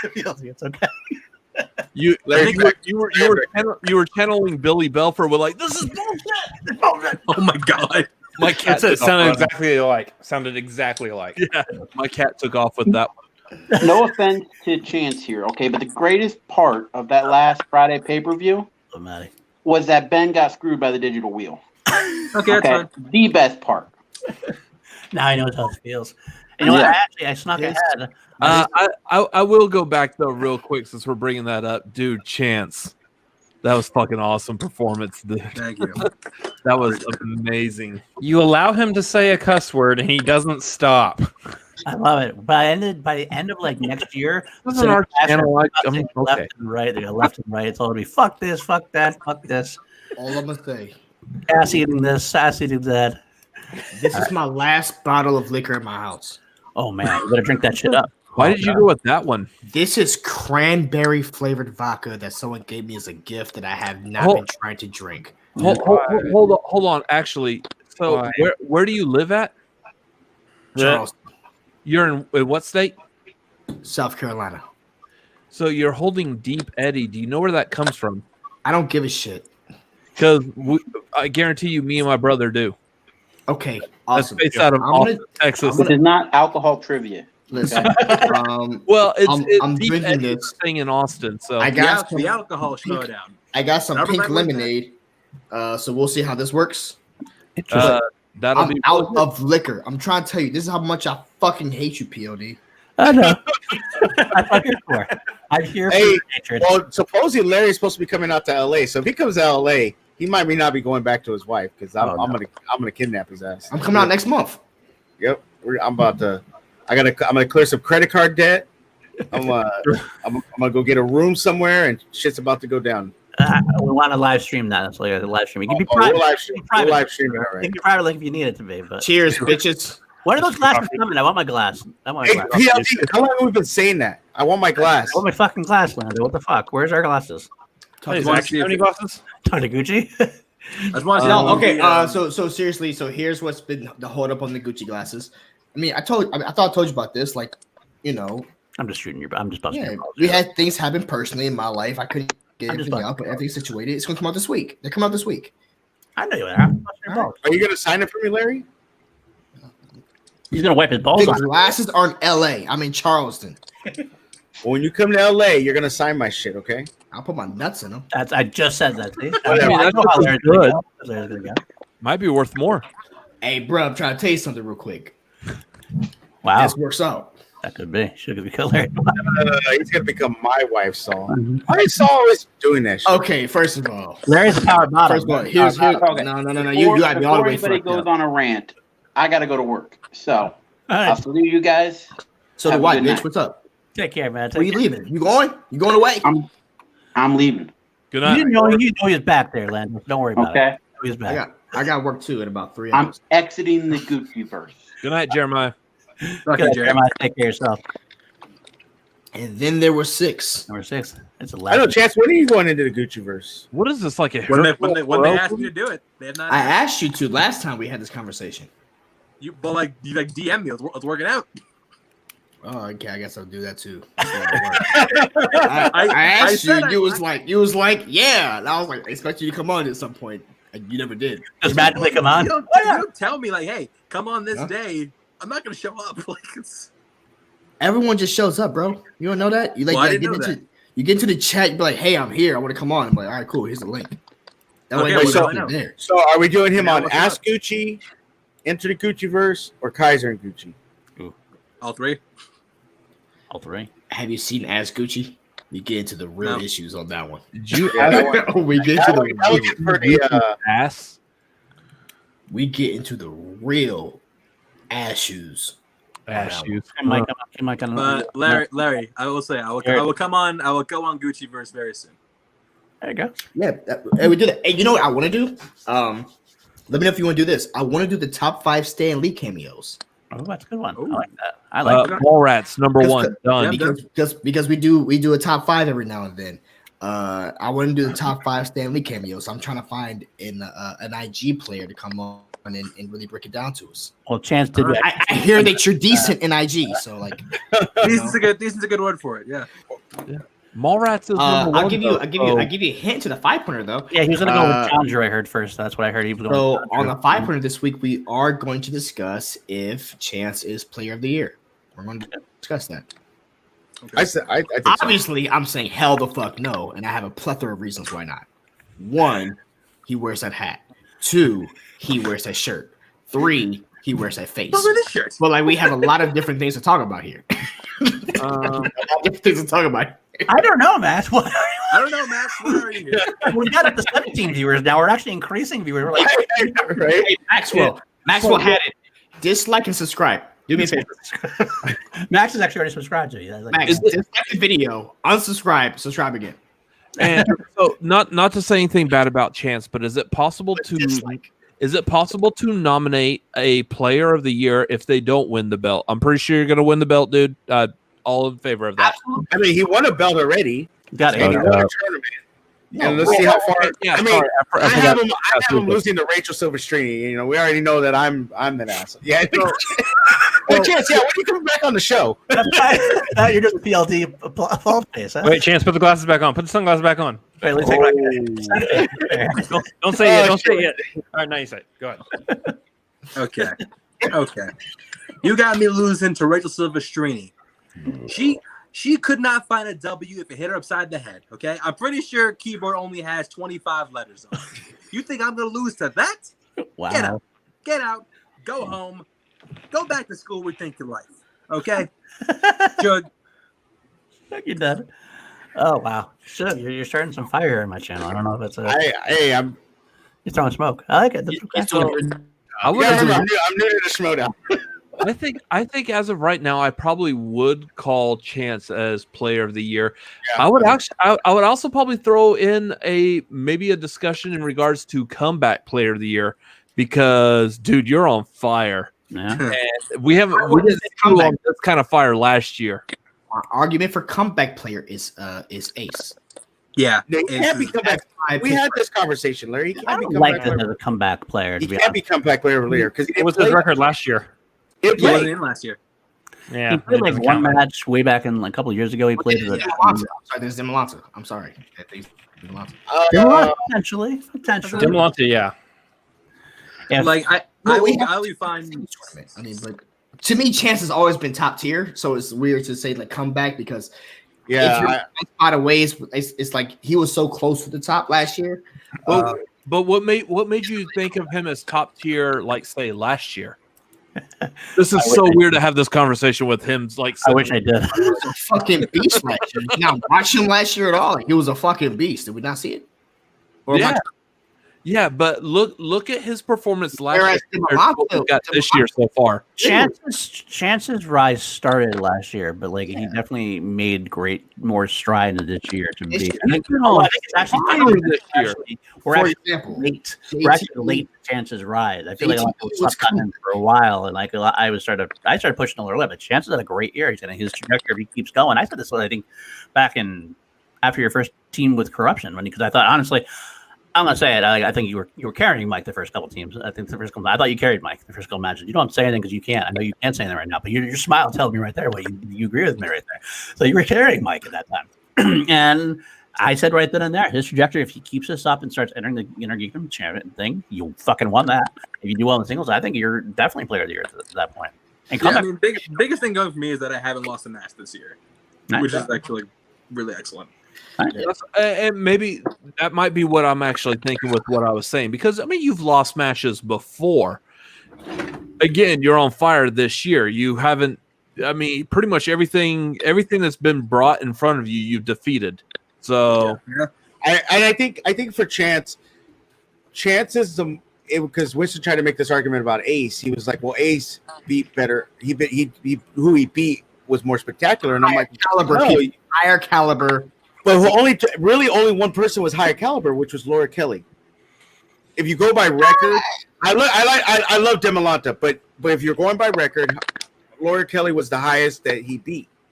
Ace has the best story, and that's barely because Laura Kelly just managed to make that kind of level at the end of last year. Ace has a better story, but Chance, because he's a heel, you don't really root for him. But if you think about it, he beat Robert Parker. If he's a heel or not. Well, I'm just saying, as far as the storyline and everything, you would root more for Ace than Chance. You would, what I'm saying?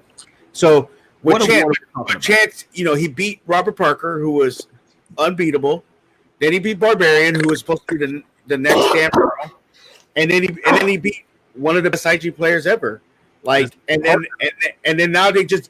The performance that he just had against Founding Father, like, I just think Chance is if he gets to the semis or the finals of the singles tournament, I think he has a lock for player of the year. Personally, okay, I thought we were talking about comeback player. I thought we were talking about comeback player. No. Like I said, I don't think comeback player. I don't see Chance as comeback player. You got to come back from something. To me, Chance was never in the issue of having to come back from something as much to continue what he was. You're not wrong. I understand that argument. Demalanta was having to come back from that trash ass record that he had. Okay, yeah, I could see that as him as comeback player. That's comeback to me. Yeah, or like an Ace. But at the same time, it was not last year. He was a few years ago. At the same time, though, Andrew Demalanta had a trash record of 0-2, maybe, but his matches he was right in them. It's not like he was doing. I understand what you're saying, but an 0-2 record. Hey, Chance, let me ask you a question. Did you ever have an 0-2 record? I had an 0-1, not 0-2. Okay, so 0-2. Okay, so that's a no. Well, Demalanta's first 0-2 was also a 5-way, right? PLD, let me ask my questions. Well, let me say one thing. I'm just clarifying that. So he had an 0-1 record. He had an 0-1 record, and how much did it suck to have an 0-1 record? Wasn't good, man. Was not good. Didn't feel good. How much worse would it feel to have an 0-2 record? Definitely worse. It's also different in the Star Wars League, though. Look at the tournament when this tournament started. All the players in Star Wars had like 0-1, 1-1, like 0-3. It's a different beast when you're talking about the Star Wars division. But you understand, like when you're talking about when you go into the tournament this season and you're an Andrew DiMolanta, everyone already scraps him to the side because people were doing that. They were doing that before the tournament started because he had an 0-2 record. They were looking. I didn't hear that. I never heard that. People were looking at. I heard it, PLD. I heard a lot of people. I always heard that people actually. They didn't have a lot of faith in Dimmalanta. A lot of people. Now people said when it came to Scrimshaw versus Dimmalanta, the people that were on Dimmalanta's side were saying if he can beat Scrimshaw, he's good to go. But that was even a very few minority amount of people because a lot of people had Scrimshaw winning that shit. I think there is a real argument for Dimmalanta. I'm not saying that he's going to win it because we haven't seen how the singles tournament is going to play out. Okay. Right? Well, I will interject real quick and just say I'm not saying there's not an argument for it. I'm not going to say that. I'm playing devil's advocate and arguing and saying and giving the arguments against why he should win. Is he definitely in the running and be nominated? Absolutely. I just think it's sort of deserved. So who's going to win? That's the good question. I don't know yet. So who's going to win? Who's going to win between Ace and Chance in IG Player or Star Wars Player of the Year? I think it depends on whoever wins the belt. Does Ace win the belt? If Ace wins the belt, then you got to give it to Ace at that point. I think. I think. What if Chance and him win? What if they both win the belt? If Ace both win the belt, Ace beats me. Ace beats him because Ace was lower than Chance was. I think. No, it's because Damon will never let that fucking belt go. That's true. It's because of the fact that Alex has defended that belt so many times. It's not so much if Cobra can win against whoever has an IG belt. It's if Ace wins, he dethroned the most unthronable motherfucker. Yeah, so that's the thing. Like if That's gonna be hard. If Ace wins the belt. Although if Chance beats Chandru, Chance beats the one that everybody wants to see lose. But yeah, but Chandru I'll say what Kaiser said. Chandru is the AOL champ. I know. Everyone, honestly, nobody really is listen. Everyone's pissed off at him. Bro, I'm gonna tell you straight up. Every single Star Wars competitor, I'm gonna tell you. You know how they study? They watch Alex Damon shit. Yeah, that's true. No, you're not wrong. Absolutely. They watch that shit. So if you can dethrone, because let's be real, Alex Damon is the most undisputed champion that we have ever seen the Schmodown. Agreed. Bar none. So if you can dethrone that motherfucker, I don't give a shit who wins what. Yeah. You can win whatever Chance, bro. You can win teams belt, singles belt, IG belt. Bruh, if Alex can beat this motherfucker, I'm sorry. That's a very strong chance of winning player of the. No pun intended. It's real life. It's real life. It's real life. No, you're not wrong. That's true. It's true. Like it's definitely like the rest of me. It's between me and Ace at this point. Yeah. Yes. And talking to Ace, he told me, he goes, there's a lot of deep cut stuff they haven't asked, and you could tell because that parking ticket question was ridiculous how quick he answered that shit. Yeah. How funny is it that Chandru won the belt, and they were not even talking about him as IG Player of the Year? And I get why. Because is this kind of funny? Is this a kind of funny because thing? talking to Smets, watching that match, that wasn't the Smasher playing. That was Kevin Smets. No, that was not Smasher at all. That was Kevin Smets playing. And here, and the thing is, even if it's live or if it's over the internet, Chance to me can play mind games. It's not as relevant, but he still can play mind games, and he's a very strong player, and we've seen that.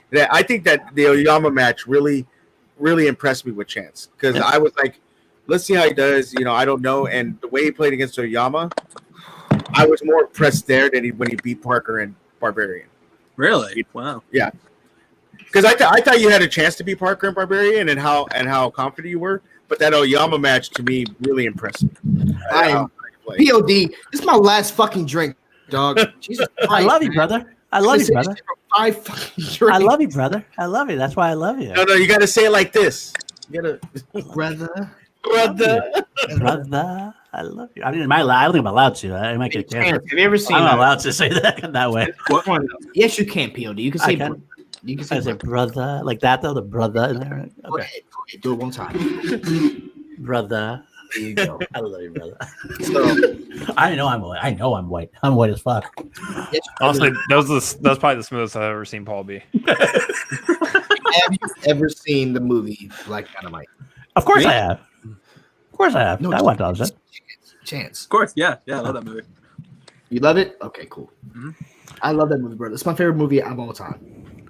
Funny as hell. Besides Rocky. I do. I gotta throw it in there first. I got off this when I said something about Chance carrying Mike. I think Mike is a great IG player. He's one of the greatest of all time. I don't think Mike is as good in singles. I think he's not quite there. I mean, that's fair, but like I will say, So- give my credit. Like he has some. There's some knowledge he has. Like I wouldn't have. Like the fucking Bloodsport, Kumite. I wouldn't have had that on my own. He has regained his swagger. I think after last year, like when he got his. I mean, let's call spade a spade. He got his ass kicked. That's spectacular. No, He I got knocked mean, out. even he will admit he got his ass kicked this bit. Right. And he kind of lost a little bit of that swagger. And I think it's in the beginning of the year when he teamed with you, he was still kind of rattled about it. I think I feel that way. He's kind of easing his way back in. He's kind of gained that knowledge back. He's kind of gained that swagger back where he has that little Mike confidence. He's still not in the. I think it's switched now where you are the 1A, obviously, of that team now. And there's always a 1A and a 1B. And Can you're y'all the beat 1A now. Shazam? Hell yes, we can, and we'll beat Shazam. That can be Shazam. I think we should be Shazam. It's gonna be interesting. I wanna see you versus the kid. I'm excited for that. I'm excited for It's not gonna be him versus the kids. It's gonna be him No, versus I know that, but when you cancel it out and everything, Bibiani, Mike, they kind of cancel each other out. Did y'all I'm excited flip to it? see their interaction. Flip it. You gotta flip it. It's Bibiani and Chance. Yeah, I no Bibbs. Johnny B. This Chance. is where Mike. Mike is a has little to bit- up- I think up Mike her is probably the least of the four. This is probably the least of the four. If I had to rank the players there, I think Mike's the least of the four. Did y'all get the points record for that match though? Yeah. In a 5-pointer. one? In a 5 round. The thing is, though, like there's 5 round, like with yeah. the digital For a 5 era, round, with digital is there's opportunity for more points. Yeah, So that's it's true kind too. of it's kind of skewed. So you gotta put an asterisk by it. Okay, yeah. The Man, speed you ain't round. Barry Bonds chance. You've got the points, man. Take Well, it. the speed round is going to be very interesting. wait, and so- you guys so did very well in the speed round. That was the record for Chance has a question. We have a question for Chance. Asterisk. Past the IG finals would have gone through Parker. Were you worried about him with how much you need from the families? Were you worried? I was actually because I know Robert for years. He's a really good friend of mine. But I knew that if anyone was going to take out Parker, it had to be me. Okay. Because I'm the only one that has that. I'm the only one that has that kind of knowledge on him to take him out. So you're saying Parker would have beaten Mike then? No, I mean I would pass on my knowledge to Mike in that case. Nice smooth there, like that smooth transition there, I like that. Because Good save. Good save. if I take the if Can I ask you another question about the IG Wow. tournament? Can I ask you Good another save. question about the IG tournament? Besides Kalinowski, in the IG tournament that did happen and you won, was there a competitor that you was worried about? the way they're talking about him, Barbarian. But then I saw his match. I was like, okay, I can take this guy. Do you think Barbarian? I'm sorry. Go ahead and answer that one first. What were you saying? Go ahead and answer. I have a follow up question to that, but go ahead. No, yeah, There- I said Barbarian because Okay. I'm not just Gucci and everyone else talking about him. Just like, oh wow, that could be good. But then I watched about him, like I can take him. Okay, given Barbarian's knowledge, and given the fact that he only had 3 weeks to kind of get ready for IG, do you think next year he might be a bigger challenge to you if he decides to commit to it? No, You still don't think so? Okay. I mean, I've already shown I can beat him once, and I don't have the exact same amount of time he does. So He wants that turn. He wants that rematch. So yeah, he actually came onto it. I think it was a Zoom call or PLD Hangout or whatever. He came on really drunk, and the match hadn't been aired yet. He was trying to tell us that he wanted to. No, I was there. Yes, you were there for that. I was saying because I knew the outcome, and other people didn't. that And I was there looking is- at Chance the whole time because he was Barbarian was trying not to say who it was. Well, no, it was before because it was before my match with Parker aired. He was Yeah, like, that's what it was. It was. The person I beat is the best person I played. I just gotta keep my mouth shut. And I just kept looking at. I kept fucking him a chance, and I was like, if that guy has balls, he'll give him the rematch anytime. Well, the night that we did the Megan Soundboard interview, we ended up hanging out with her for like 6 hours, and at one point we had people in the StreamYards, and the finals got spoiled. You guys were taping the finals the next day, and it got spoiled for us. Right. And I was pissed because we had just had you on the show, and I was asking you all those stupid questions. like, oh, do you think you're gonna be able to be Parker? And you're just giving me this look, and I could tell. I'm like, why is he fucking looking at me like I'm a dumbass? And then I told fucking Justin, I go, that's why fucking Chance was looking at me like I'm a dumbass, because I'm over here asking him dumb questions, knowing that he's gonna win. And I'm like, I'm so stupid. And he's like, you didn't know. I was like, I know, but I could tell he's looking at me like, you dumb motherfucker. Well, let's be honest. The more we talk with competitors, the more we have guests on, things slip, things get known, things start getting talked to. And like we still like I know a lot of shit that's happened. I already know I know a lot of singles tournament recovery, but I have to go on. I always say that no matter what happens and whatever I know, I will never go on to C2A and like use that knowledge in my predictions. Like I always predict how I would have predicted if I hadn't known the answer, kind of thing. So I've done that for all. I've looked really dumb. I've known matches where like somebody was knocked out, and I'm like, oh yeah, this dude's gonna totally win. I'm fucking gonna sound like an idiot later on when this happens. Yeah, but you gotta do No, it. yeah, I like- want to try to be like genuine. I don't want to burn sources. I don't want to like burn. Honestly, anybody. like best part about after the Parker match was just seeing like everyone saying how bad he's gonna destroy me afterwards. Because like we filmed that like way in advance, like way before the match with him and Ben even aired. No, he isn't. You never know. And so yeah, and that gave me the idea for like the promo for Barbarians. I'm like, Eric, you need to do. Everyone's talking about how great Parker's gonna be, and I can just like bitch. Yeah, that promo you did was hilarious. And I told Eric that you did my boy Ferris wrong, because Ferris was doing something else, and he was, but the way Eric cut it, I told Ferris like, you're fucked up. He was like, I didn't do that. I swear to God, I don't remember doing that. And I was laughing. And then Eric told, he's like, no, I took a part of your guys' thing and cut it to make it look like that. I was like, oh, that was awesome. That's and what how I Chance just came in with the glasses. He's like, oh, we expected somebody else? Bravo, man. That was awesome. I love that. That's one of my favorite promos. That's great. Honestly, I think Eric's best, and I'm not saying something just because for me. I think his best is the one he did for the pay-per-view this weekend for me, for us and Founding Fathers. Yeah. Yeah. Like, I've been listening to that song. I've been listening to that song like every day for the past 3 days. I fucking love it. I'm really looking forward to his Guy Bateman 2 promo, because his Guy Bateman 1 promo is probably my favorite of his of all time. The Houston one. I think the Star Wars one, Ace and Demalanta, is one of my favorites.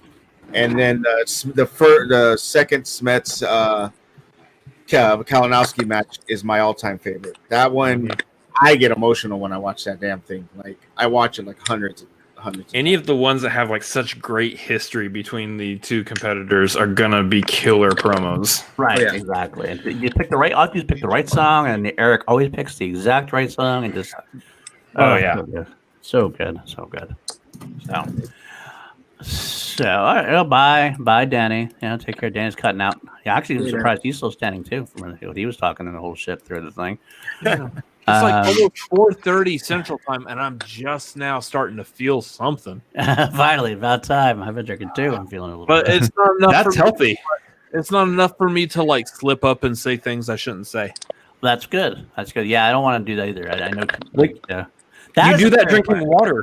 That's the scary part when you do know stuff and you start drinking. You're on these streams. You're kind of like, oh wait, because it's hard enough sometimes to keep like what's known and not known out anyway. Sometimes, and you're like, oh fuck, I can't say that. I can't say that. No, I can't say that. Okay. I just think for me, what's become real cool is just getting to talk to competitors, like the ones you watch, but then you get to talk to them, and they're like messaging you like, hey, I want to do this for the show, or hey, or you ask them like, hey, is it okay if we're gonna do this, and just getting to talk to them normally. That's and then see their character. It's just so dope. Like talking to Kevin Smith, like that was awesome, and we had him on, and then getting to talk to just like Gucci. Like I talk to Gucci every freaking day now, and like he's just you're in the chats with us, PLD. He's just amazing. Like, or when Larry does a show and I'm on it, like me and Gucci are just talking. He's like, how's everything? Kate, she messages me, asks me how my daughter's doing half the time. Me and her have more of a real close relationship because we talk so much. So it's just been cool. And then like obviously like Chris and Robert, I message them a lot, and I'm always in their stuff talking to them. So it's just become real cool getting to know a lot of these people. Well, Chance, now that I know he's a Steeler fan, I have to cheer for him because I love the Steelers. So if I knew that get me over the fans, I would have shown that a long time ago. That's the one thing about the factions that makes it so weird. All the different factions. Like, I mean, honestly, I have people that I love on every single faction. There's people like that I would love to hang on. So it's like we start rooting. It's like, Maybe take me from number 4 from number 5 to corruption to number 4 in corruption. Could be. All right. I'm done. You're done? Okay. Well, before you go, I did sneak into the future. I got a picture of what's going to happen after the Bateman Guy match and what we're going to see at Spectacular. Chance, if you make it through the singles tournament, this is who you're going to be facing. I did find this picture from the future. There you go, your singles champion and your guy right there.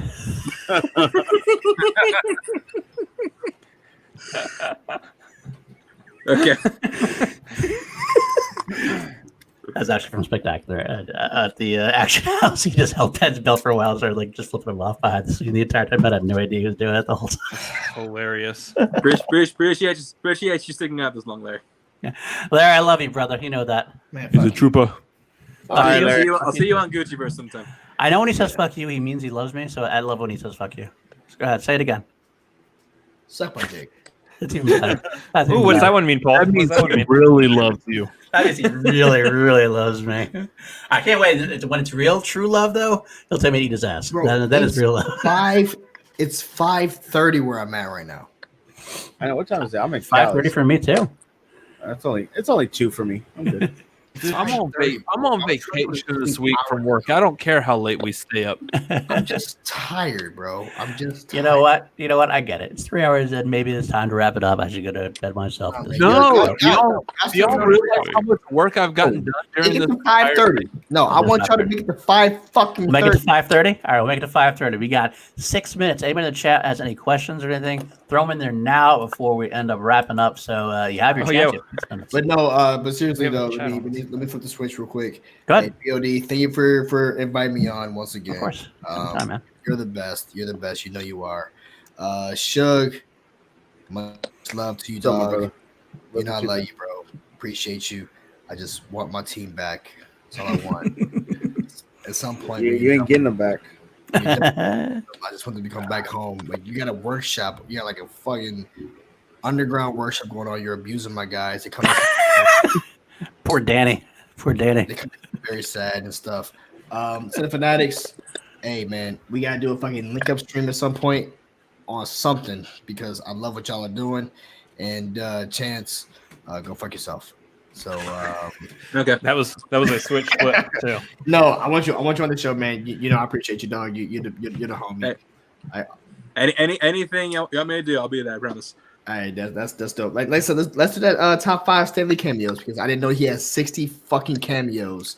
So he made a career out of cameos, pretty much. I think that top five Stanley cameos would be a really fun thing that we can definitely get into. Chop it up, me, you, Gucci, and Justin Hambo and stuff. It'll be a really good time. So thank you for joining me. Thank you for having me on. Gucciverse, whatever the fuck else I'm on. You'll find me. Ask Gucci. You're on Gucci and Kaiser. You're on into the Gucciverse. Yeah, that's all good. That's the 5-pointer. The 5-pointer. And I'll be on all those at one point. He's on the double feature. Nah, I'm not on that one. Yeah, I know.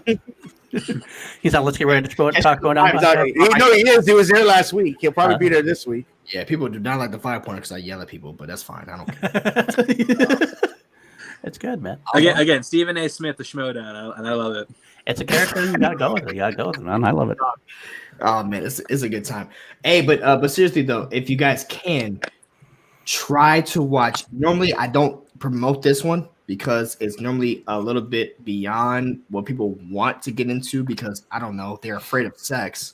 But if you can, try to watch Ask Gucci this Wednesday. It's gonna be good. It's gonna be good. Ask Gucci this Wednesday. It's gonna be good. Who's on? Huh? Who's on?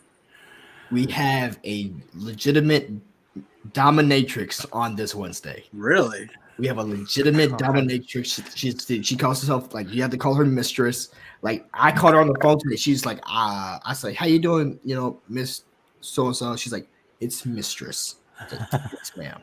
Yes, ma'am. I'm told. You're not my mistress. I mean, if you talk to her, her name is Mistress. I can't wait to see that. I can't wait to see Gucci with her. We have someone going on location. We've never done that before. Legitimately, while we're doing the show, and there's someone in the Schmodown community that you're going to be knowing that's going to be on location while we do the show. We're like, yo, checking in with so and so, and they're gonna be chiming in like, "Hey, I'm here. This shit is happening right now." Nice. You taking someone to an orgy? Maybe. For this motherfucker's sake, I hope I did. I hope I did, bro. It would be so dope. Danny is cutting the trailer right now. Alex we're on the graphics. Like, well, I'm putting more effort into this episode than I've done with any other episode. It's going to be fun. A lot of people are afraid to fucking tune into this channel because we talk about sex because they're like, oh my God, it's taboo. But you know what? Let's be real. You wouldn't be here if someone didn't have sex in their lives. Like, That's true. It's true. We all fucking do it, and hopefully you want to do it. It's a good time, and we're gonna have a very fun time on Wednesday. So if you can tune to that, go check out the Gucciverse. We have a lot of cool shit on there. You do. I mean, shit. We've had Jay Washington on twice, and if you watch it, you know. People that watch it, they get it. PLD and Suge, y'all are part of that fucking channel. Y'all know it. Yeah. It's super fucking dope. It's super cool in the community. It's super awesome. But thank you for I having think me. Saturday, so I can be on there again. Bro, you got to. I will. I'm definitely got gonna to. do, man. You got to. We you know, it's always a good time, man. We you know, it's uncancelable. Hashtag uncancelable. Uncancelable. As much as they try to.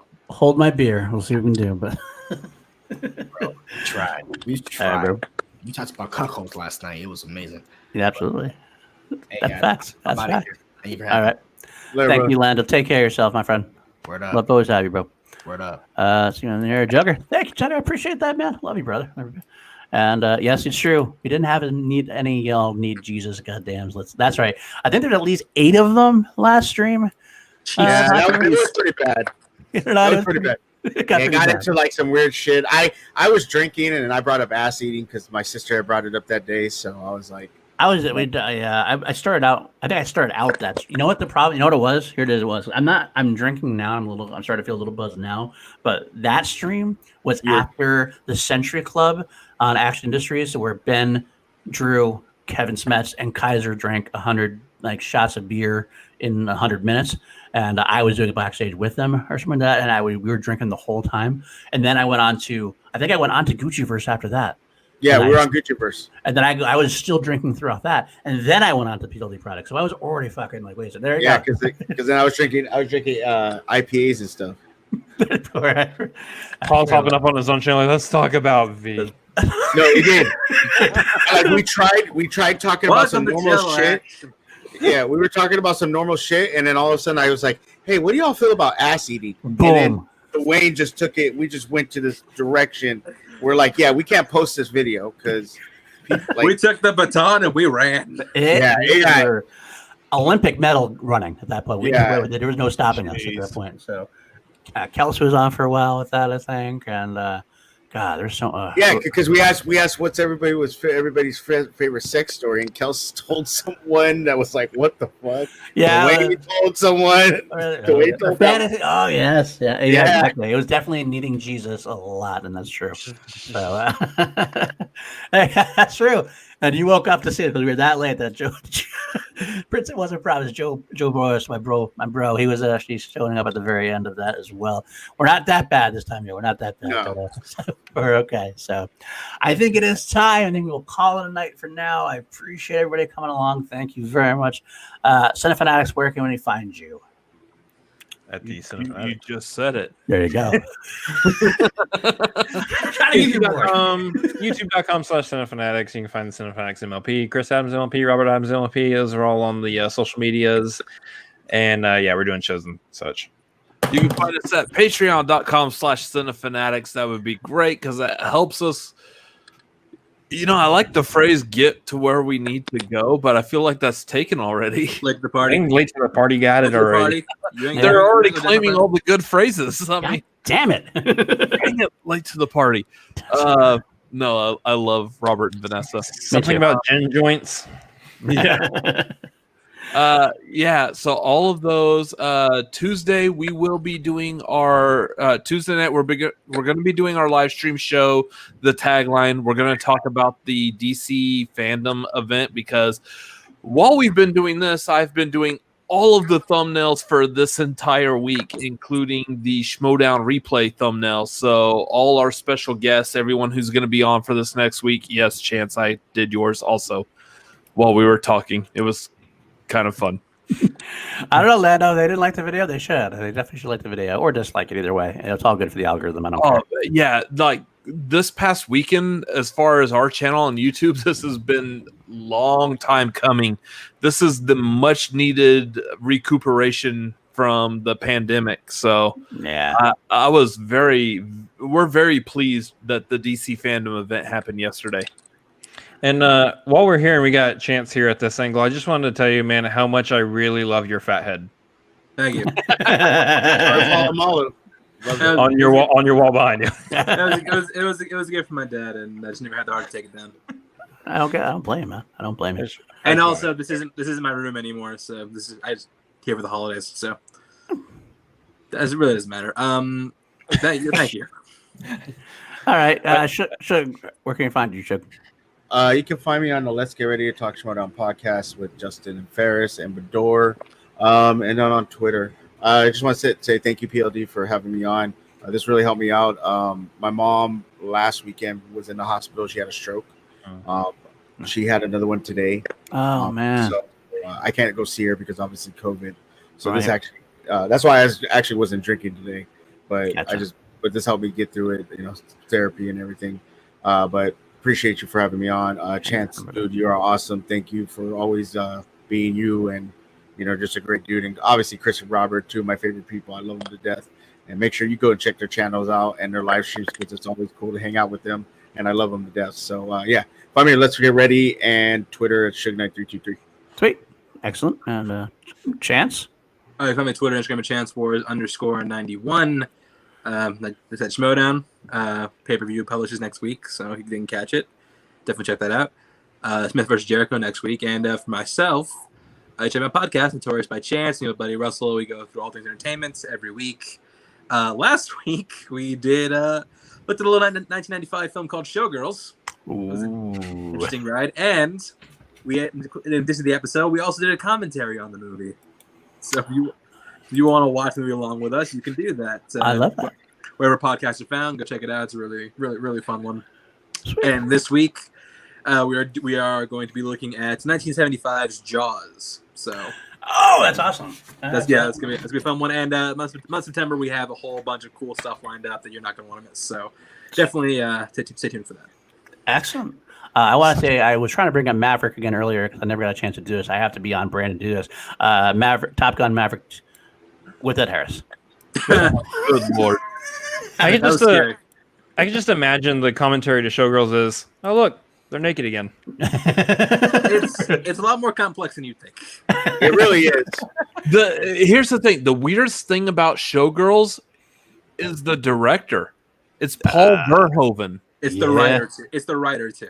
Yeah, I go with the director just because he was known for Total Recall and RoboCop and Showgirls, and you're like, what? Really? Well, he also made Basic Instinct. Yeah, that's true. That's true. Well, that makes sense. But, I mean, that's in the vein of like Total Recall, and that's the bridge. I mean, I guess, yeah, kind of. The one, I mean, even worse than that, I would link is was it Music of the Heart? That one with like that's what's created. That's what's created. Cher, NSYNC movie or whatever that was directed by Wes Craven. You're like, wait, what? I just think with Showgirls, what I didn't like about that movie was the pool scene. Like, that is so fake. Oh, we go into great depth in pool scene. No pun intended. Like that. Oh, okay. I definitely got to check out that. I got to check out that episode because that movie. I was in high school when that came out, and we didn't watch it for entertainment value.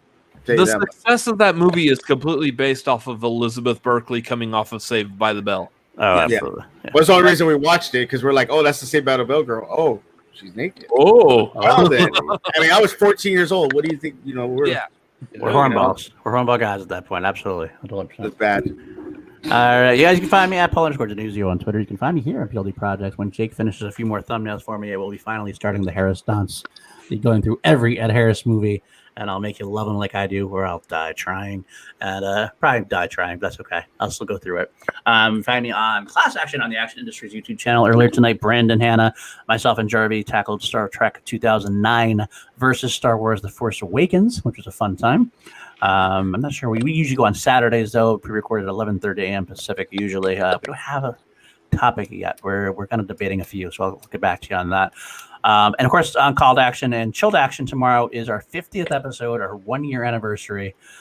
We haven't yet had a repeat guest on Chill, that's the amazing thing to me. We've done 1 year and 50 episodes without repeating a guest, unless you count the one like minor joke episode we did when we had Brett Sheridan on 1 week, and then we had like the Flirt and Flouse on a couple weeks later. No, when he was all character. I think that counts for two different characters. I'm going to say that doesn't count. That's not a repeat guest. That's exactly different guest. You had Brett, and then you had someone else. The Flirt and Flouse, exactly the difference. Same with actually, I think DJ Froby cameoed on that, and we had Christian earlier too. That's also two different characters. But besides that, we'll have our first repeat guest on for our anniversary because we want to reunite Ben and Drew. We're going to reunite Team Action. One night only, and it happened to be the week before their pay-per-view match. Actually, is completely coincidental, but it should be a lot of fun to get them together. And, are they actually popping in as Team Action? Oh, that we'll have to say. They could. You never know. PLD, real quick. I forgot to say something. Tomorrow we have a big interview with somebody. A big interview tomorrow. Wednesday we have our midweek show. For the matches, and then what we're gonna do for Fridays, we're gonna have a pre-show an hour before, and then we'll have our after show after the matches. So if any of you guys want to pop on the pre-show, you're more than welcome to. It's just gonna be talking, no real. It's gonna be free flowing, and it's about an hour. So if anybody wants to pop on, but that'll be Friday. Might have to do that. That reminded me, there is a couple of more things I could mention as well. Go ahead. Might as well mention it. First of all, for Schmodown Replay tomorrow night, which I know is in direct competition with Chill the Action. You can't mention that one. Mention the other ones then. Watch what you want. Yeah, watch whatever you want to watch. But our guest tomorrow night it's going to be Mark Andraco versus Matt Atchity. Our guest tomorrow night's going to be Abby Friel. Oh, that's sweet. And this week we will actually already be hitting our second or our first repeat guest. That's going to be that guy right there, huh? Yeah. Apparently he has a match this week, so he has agreed to come back to our show to talk about his match with David Del Rio this week.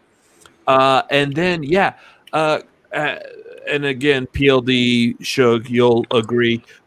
We are currently working on something for this weekend, some like massive, properly orchestrated after show event ish. I was still ironing out the details, but this next weekend, because of how big the Schmodown is going to be this coming Friday. This weekend is going to be the number one time to actually pay attention to the after shows. If you haven't before, now is the time. I want to make sure I don't like the after shows. No, you feeling the drink now? Yeah, I am feeling it now. But no, it's going to be good this weekend. So I